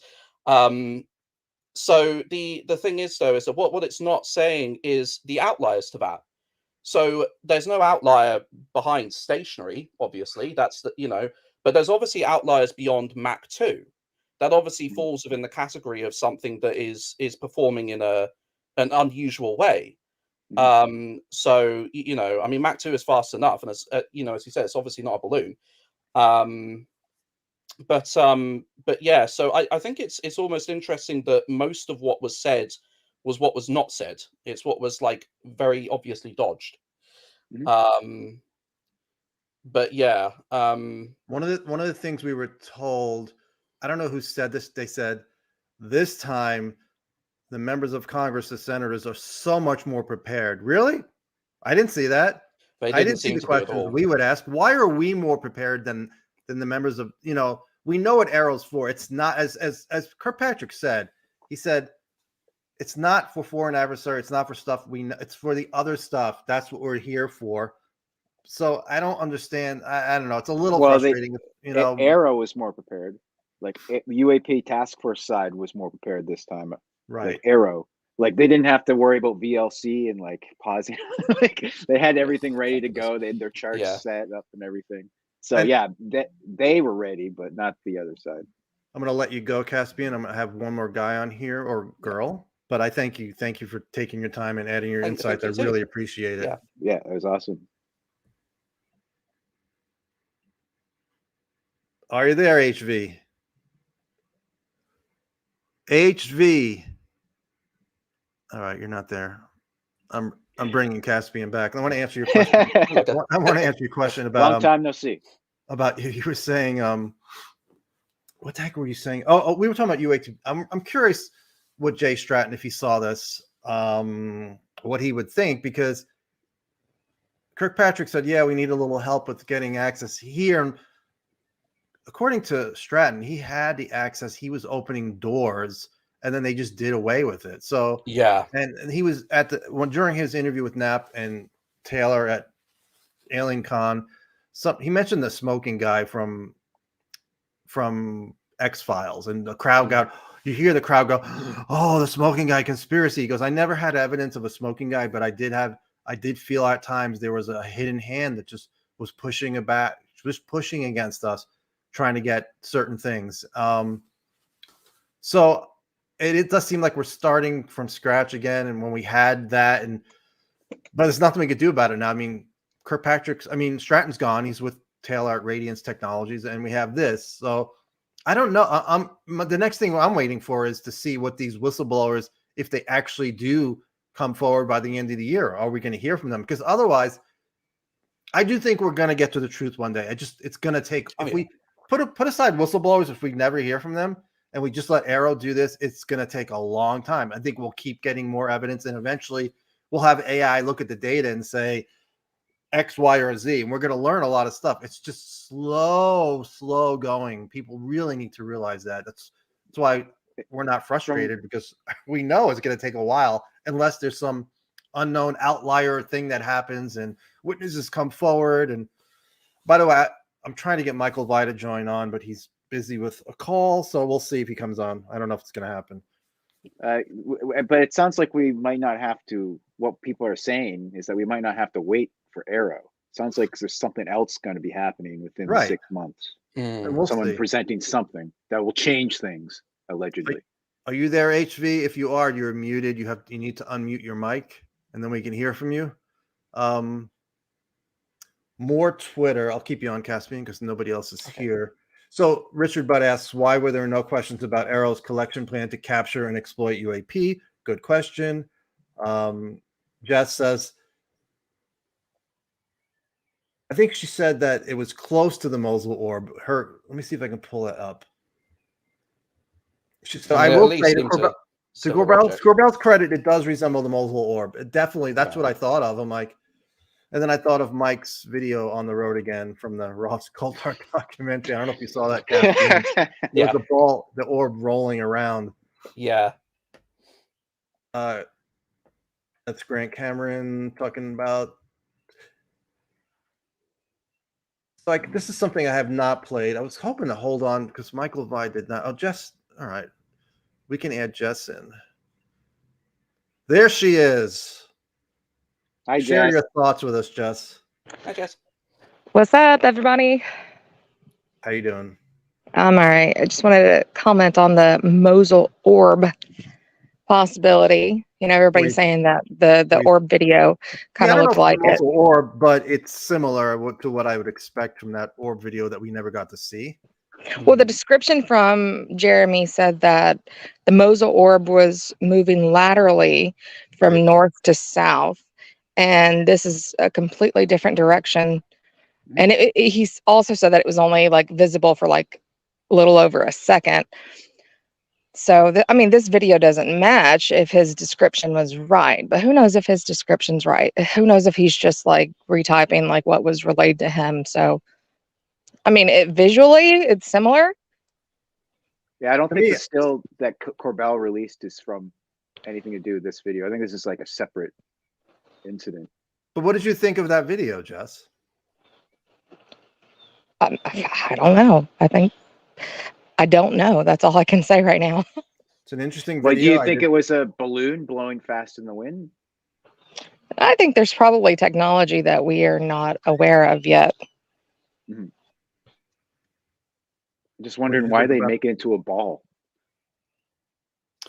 It reminds me when all of the stuff was going on, the furor about the Chinese spy balloons. One of the explanations that came out for what one of the the alleged objects were supposed to be was that possibly it was a balloon in a sort of metallic sheath.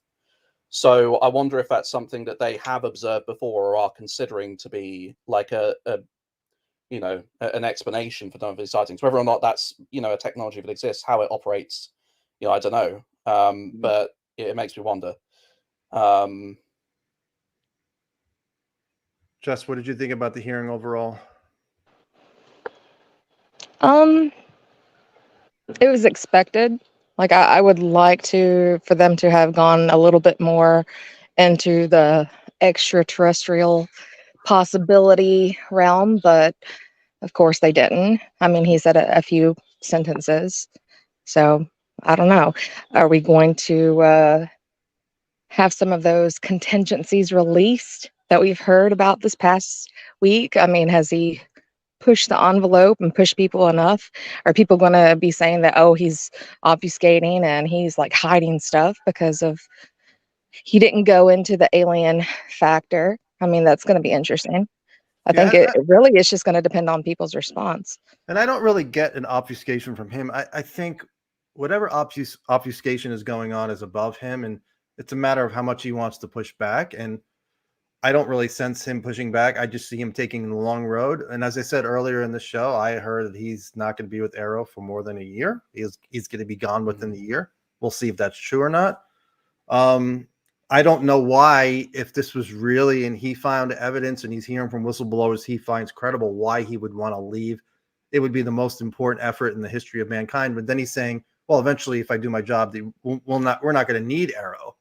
It'll be all the other agencies will be able to do this themselves. I don't know if that's realistic. I would think there would always be some sort of department once it makes it out into the academic world, because if it gets accepted by the world that some of this is anomalous, I would think the academic world will jump all over it eventually. I'm more interested in the contingencies. If you remember a few years ago, Chris Mullin, he kind of went down the same route with the Air Force, and he said, look, if you guys don't cooperate, there are going to be more leaks. He basically, I mean, it was a thinly veiled threat until leak information.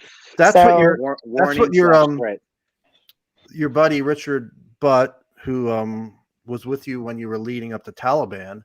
That's what I do. For people who don't remember, Richard Butt, who I think is a pretty good, interesting person, he wasn't accused. He's making a joke about Jess leading the Taliban. It was ridiculous. Anyway, but he said, my night job.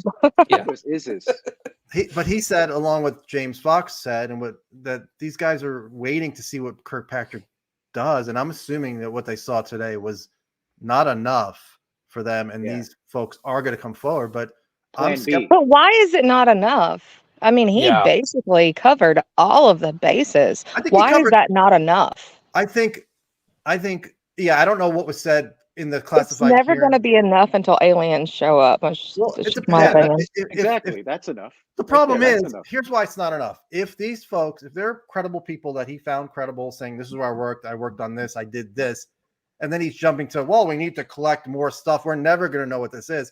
If we have information that we have craft that's not from here, not made from us, the other stuff is kind of like, it's like tiny stuff that stuff dwarfs the sighting of an orb. I don't care about an orb if we have craft, if we have witnesses. So what are those witnesses saying? I'm not saying we do have that stuff. I don't know. Maybe it's just all talk though, Joe. Maybe these witnesses are like, yeah, I know of it, but maybe they suck. Maybe the witnesses suck. That's why by the end of the year, that's why I like that they put a time limit on this. That's why they said next 6 months, end of this year. Okay, good. It's not like I'm going to leave the field, but I'm going to, my expectations will be lowered even more that we're going to get answers if we don't have something that we can finally say at the end of the year. Oh my God, can you believe what that guy just said and the evidence he provided?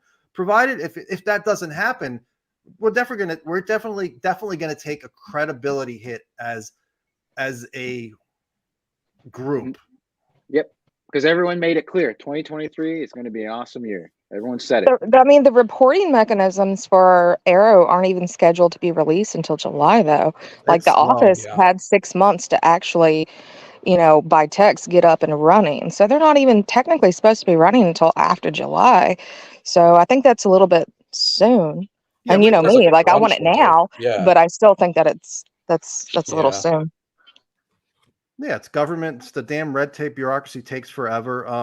Some of that's us not having patience. I mean, none of us, we all want it now. That's why I think, and I've changed the way I used to handle this. I used to be more expecting more, and then I would be disappointed, and then I'd be disappointed for a couple of days and get back to normal. Now it's like I don't have the expectations, so whatever happens is anything above my expectations is good, and my expectations are low.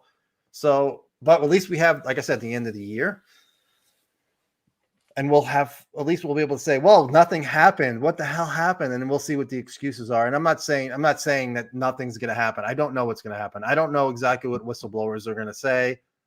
I met one whistleblower. As far as I know, that person was not a scientist. What that person will say, and as far as whether it's about crash retrievals, I don't know. But yeah, Twitter is still reacting.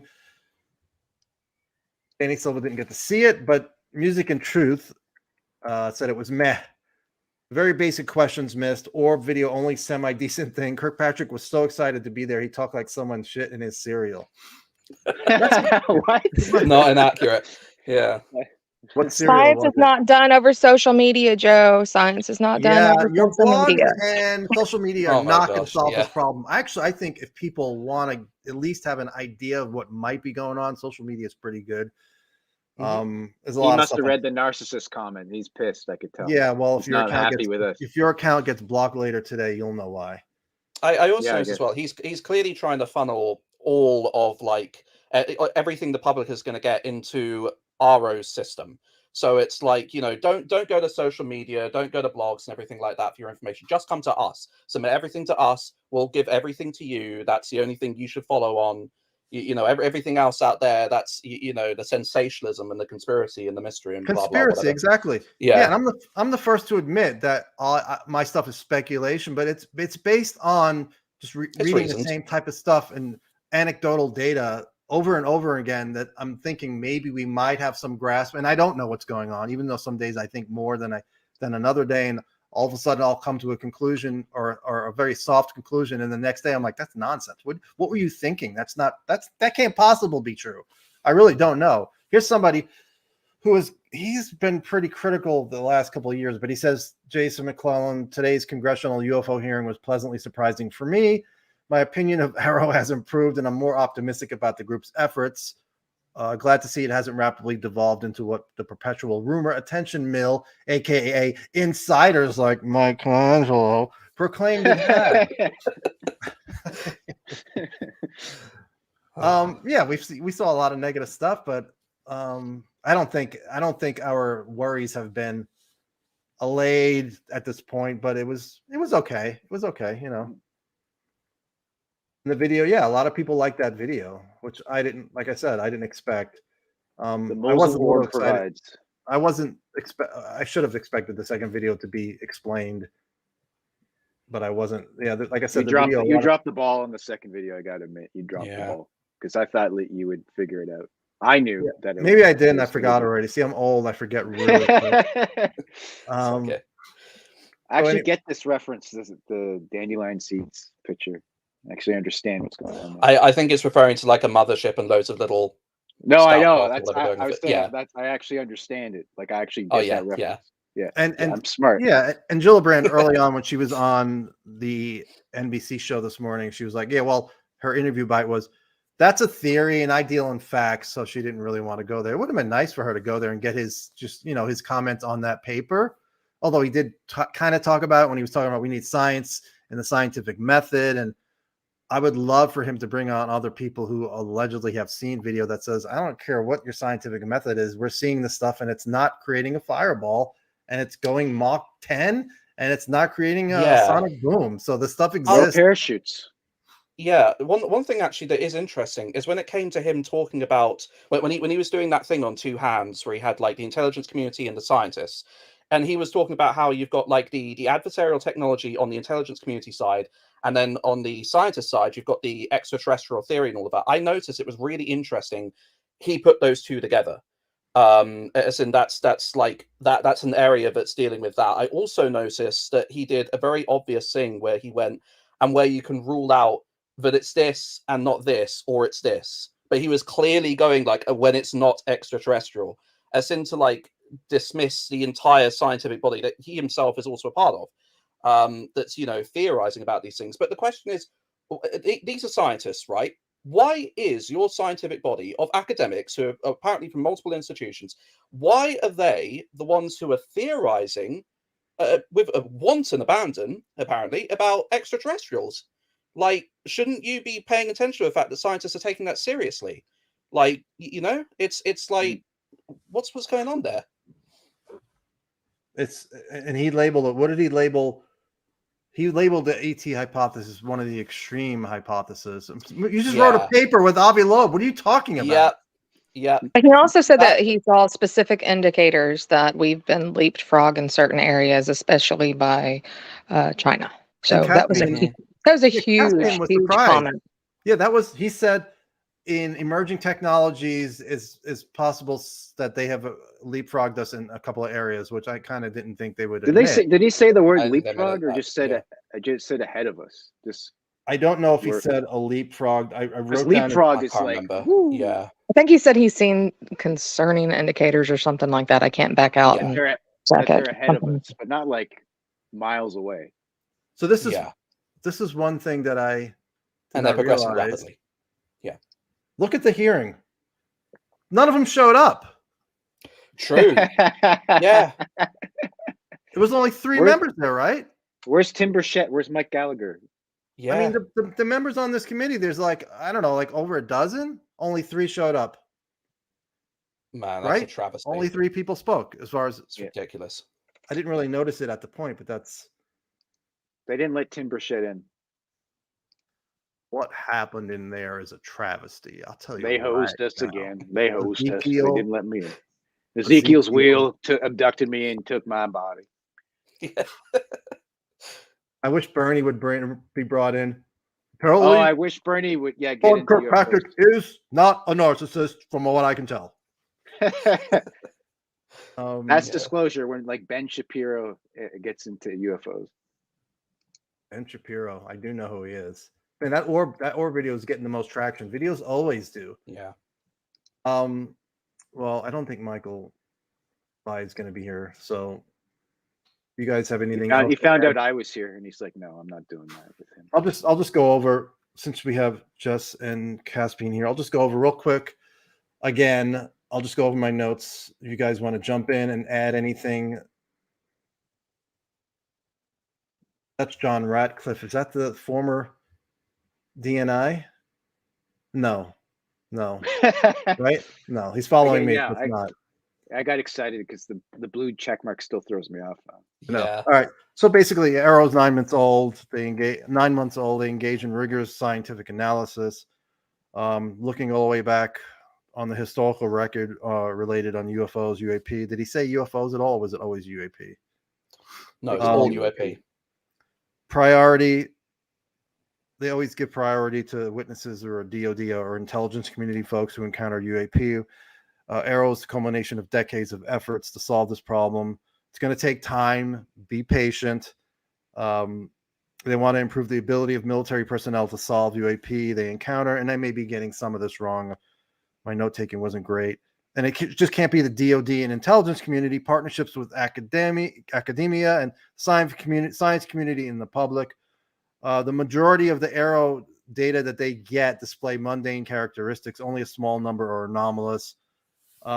He said, and even if it is a quadcopter, we need to know who's operating. And that's when he said, we need to turn UAP into SEP, somebody else's problem. And then he paused and smirked. Loves it. Loves that. Mentioned the mystery, sensationalism, and conspiracy, which we delve in. Sources and methods. That's the fail safe. We can't tell you because it's going to affect sources and methods. Follow the data wherever it leads. He's proud of AARO's progress. And then he talked about the cases and how they have height. Anything on that stuff, you guys? No, nothing to add. Half or round or spear of the cases. That one trail was a sensor artifact, but that was the commuter plane. As of this week, they're tracking over 650 cases. Do you know when half-hearted. we're going to hear when's the next UAP report due? Does anyone know? He said the annual report is June or July, but the next quarterly report is soon. Yeah. And they're halfway through Trademark. their analysis. Yeah. He said 30 or so cases, I think. Okay. So that's then he like the cream of the crop, those 30 cases, the ones that got through all the filters. I'm Yeah, gonna guess that's that tiny I think percentage. so. Yeah. Yeah. And then he said China, Russia ahead of us in some areas of emerging technology. He didn't say leapfrog, I don't think. Indicators are that some UAP may be adversarial. Nobody ever asked about the Tic Tac ever. I know. There was yeah. a really lack of questions here. It was even mentioned in the pie chart. Yeah. Yeah, it's like 1%. And that's like, and then they say, well, I only have a certain amount of questions. Like, you're only 3 people. Take the other people's questions. Come on. Yeah. And then he said something interesting. If there's a pilot or whatever having a sighting, they can call in and they could turn on extra collection when somebody sees something. Senator Jacky Rosen, who's my senator, one of my senators, asked him if he had the authorities he needed to expand collection of data. And he said, we have some, but we need more. And then she said, whistleblowers can tell you what they know. Have you submitted a public-facing website for approval? And I know he's gotten slammed for not having an email or phone number, but he said, yeah, we did before Christmas, but we haven't. Before Christmas, they submitted it, but they haven't received a response yet. And that could be obfuscation at the people above him, or it could just be bureaucracy and red tape. And he thanked the over 24 witnesses thus far. And we're going to keep doing that, meaning take witnesses that Congress is recommending to them, because that's what they've been doing so far until that whatever website or whatever is in place. And they want Congress to prioritize the witnesses because they have a small research staff. As Mike said, maybe that's because some of the witnesses who have gotten through weren't good. But again, those are witnesses. So it's not necessarily whistleblowers. Right. Very obvious language difference. Yes. So yeah, a clear avoiding of that entire topic. But yeah, I don't think they want to promote that they're whistleblowers. They don't want to use that word. no. Well, also because I it wonder puts focus on stuff going on in the United States and their classified programs, Right. which they're trying to move away from because it has to be all adversarial. So yeah. Sorry, Mike. No, No, it's it's fine. okay. That's what you guys are here for. Jump in. I was they- wondering if after James Fox and the whistleblowers who have come forward, the actual whistleblowers who've come forward, seen this, are they going to proceed with Plan B? Because allegedly James Fox is saying that he's got them on camera saying stuff. Yeah, they have the fail safe. They have the what's that word So that what- people? There's a word people use when if that doesn't happen, I have some sort of switch or something. You know what I'm talking about? I I say know what you're Plan talking about. B. Yeah. Contingencies. Contingency plan. Yeah. Oh God, I like We'll the way see. she said it. I like the way you said that, Jess. That's what I'm here for. He What- says. what is- Go ahead. I was going to say, what do you think about Kirkpatrick's suit? I couldn't even tell you what his suit looked like. I don't even I know. wasn't even focusing on it. Got a red tie, and he had like Bad a nice witness. little red. Okay, I guess I I'm saw the the little- only one here I into saw the fashion. little. He had a little reptilian pin over here.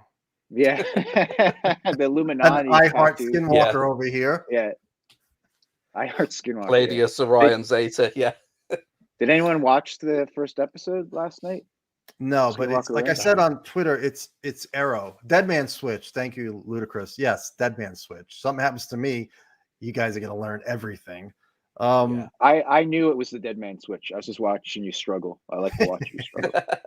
I knew exactly what you were talking about. Skinwalker Ranch season 4, episode 1. If you deal in torrents, they are available, so you can watch that way, which I'm gonna do today or tonight. He said, if I'm successful, you won't need an arrow. He said, I'm not chasing a Chinese balloon. That's not my job. I'll be gone in 1 year. Goodbye. I'll be gone in 1 year. Very curious to see if that happens. Gillibrand said, filters are the filters keeping us from capturing certain raw data? He's like, no, we're getting all the raw data before it's scrubbed, which I didn't know.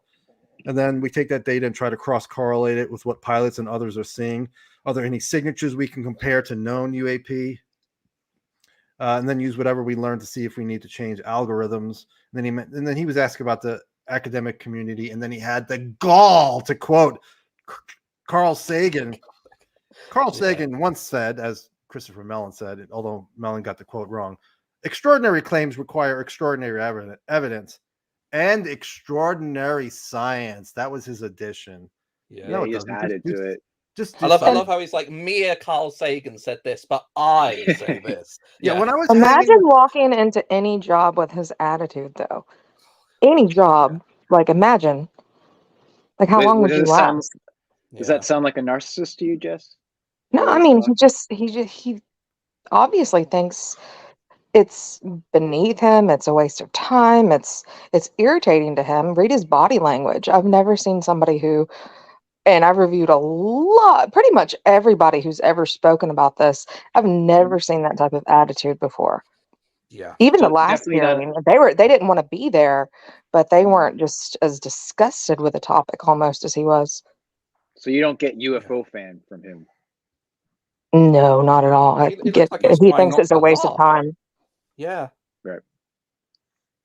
Yeah, he said the theories range, the hypotheses range everything from adversary to known to the extreme theory of ETs.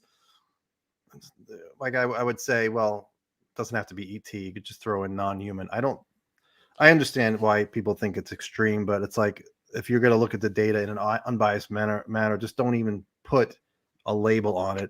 All are physics based, and I don't remember exactly what he said here. We need peer review for all of it. It's going to take forever. It's going to take forever if that's the only thing we rely on. NASA's looking at unclassified signatures they can pull out information from. And he just said, "Thank you for allowing me to share my insight." So, yeah,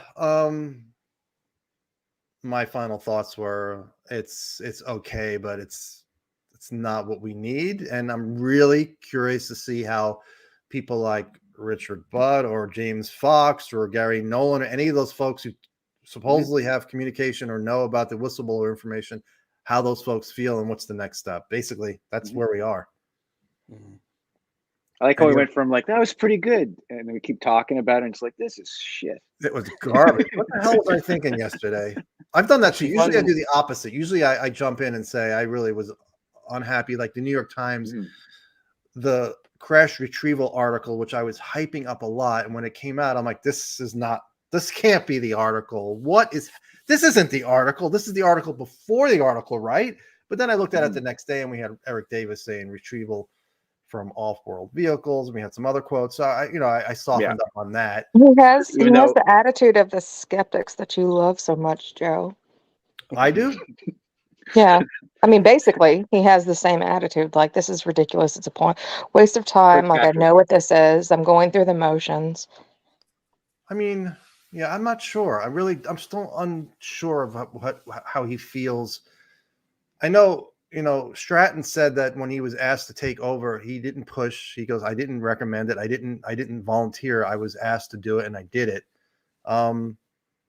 So I don't know. He may just be like, this is not really what I want to do. Yeah, he may have no interest. He may think it's, like you said, beneath him and it's pseudoscience and all that. I don't know.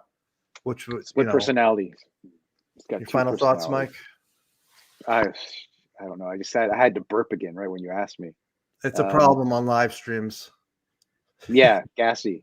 My final thoughts. No, I think overall 7.5 out of 10. I was surprised to get that orb video. I was surprised that they were able to work VLC. That was awesome.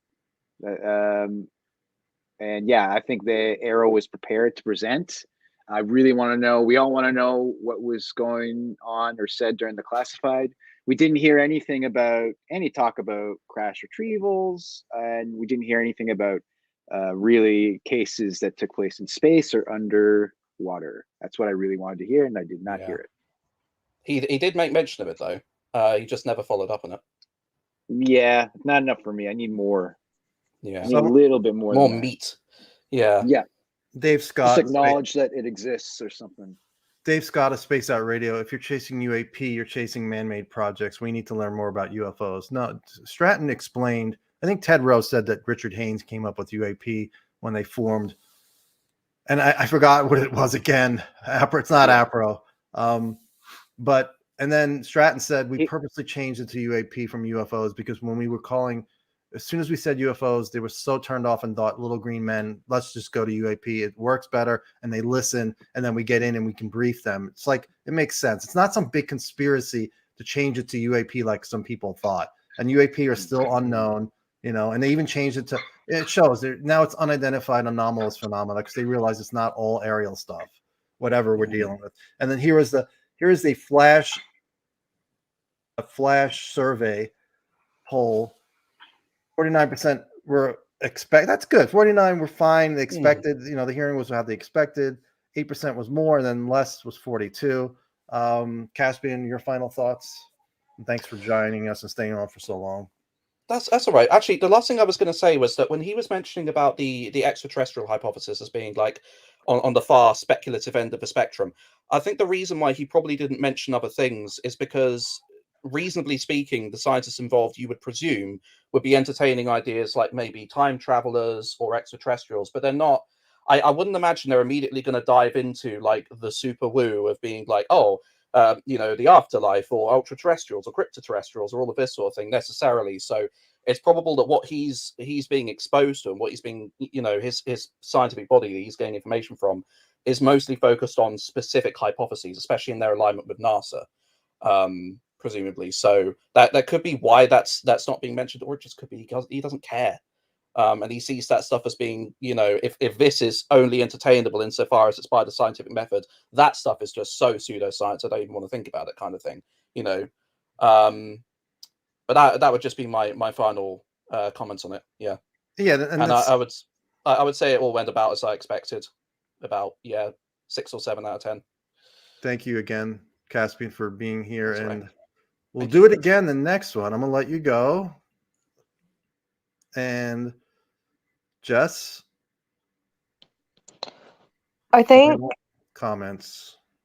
okay, I think from hearing how so many senators are behind this movement, basically the whole failure to appear and support really hurt the hearing. I think that's going to be the biggest issue. I think that's why we didn't get as much out of Kirkpatrick as we wanted to hear. I think if he had a bigger audience, we would have gotten more. So I think that's the biggest thing. I think it's probably going to hurt future hearings also. I mean, what's the point if nobody shows up? Now, when is the hearing that June 13th. June. So Burchett talked about Kevin McCarthy putting on a hearing. We'll see. So it's April. We have 2 months to see what that's going to be, who he invites, who they let speak. How do you cover this topic and not at least invite the guy who ran a program like Lou or Stratton? How do you not invite them? It's like, it really I don't understand it. I really don't understand why you wouldn't do that, especially the guy who was in there before Kirkpatrick, and basically the AARO, you know, was the UAP task force. So somebody needs to ask Gillibrand what the hell happened. Like, where's everybody at? Where are all your peeps? I was worried. Yeah, exactly. Nobody showed up. That's embarrassing. And I was worried when I saw her interview on, I think it was CNN. It's like, I don't know. I'm not happy. I'm not thrilled with her right now. And Kirkpatrick's idea that extraordinary claims require extraordinary evidence is originally a religious belief from the Middle Ages. I did not know that. But all right, I'm going to let you go, Jess. Thank you again.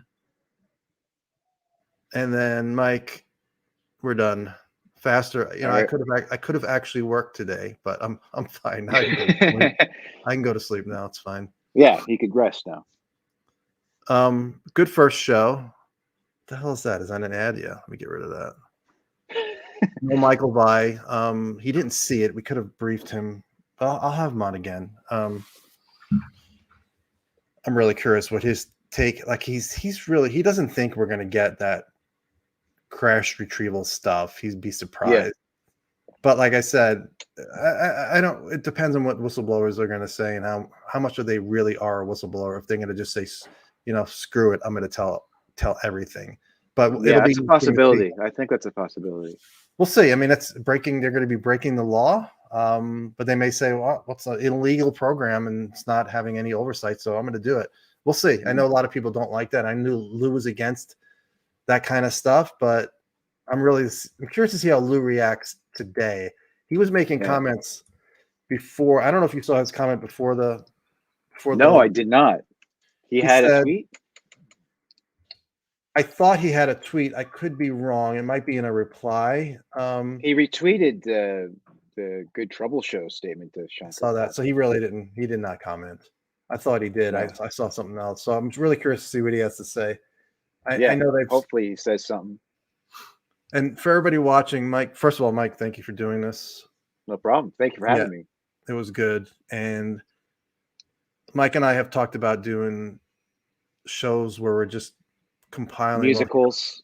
And I'll put my drums, but we're talking about pulling videos and just updating everybody for the week, because first of all, he does a great job. I'm usually behind him because I wake up later because he's ahead of me in the time. But we talk about doing that once a week, maybe more if we can. We'll see if there's a demand and people like it. Today was good. We had a lot of people. I'm sure there were a lot of people who aren't UFO people who just wanted to watch it. I think it was enough there for new people to at least be interested.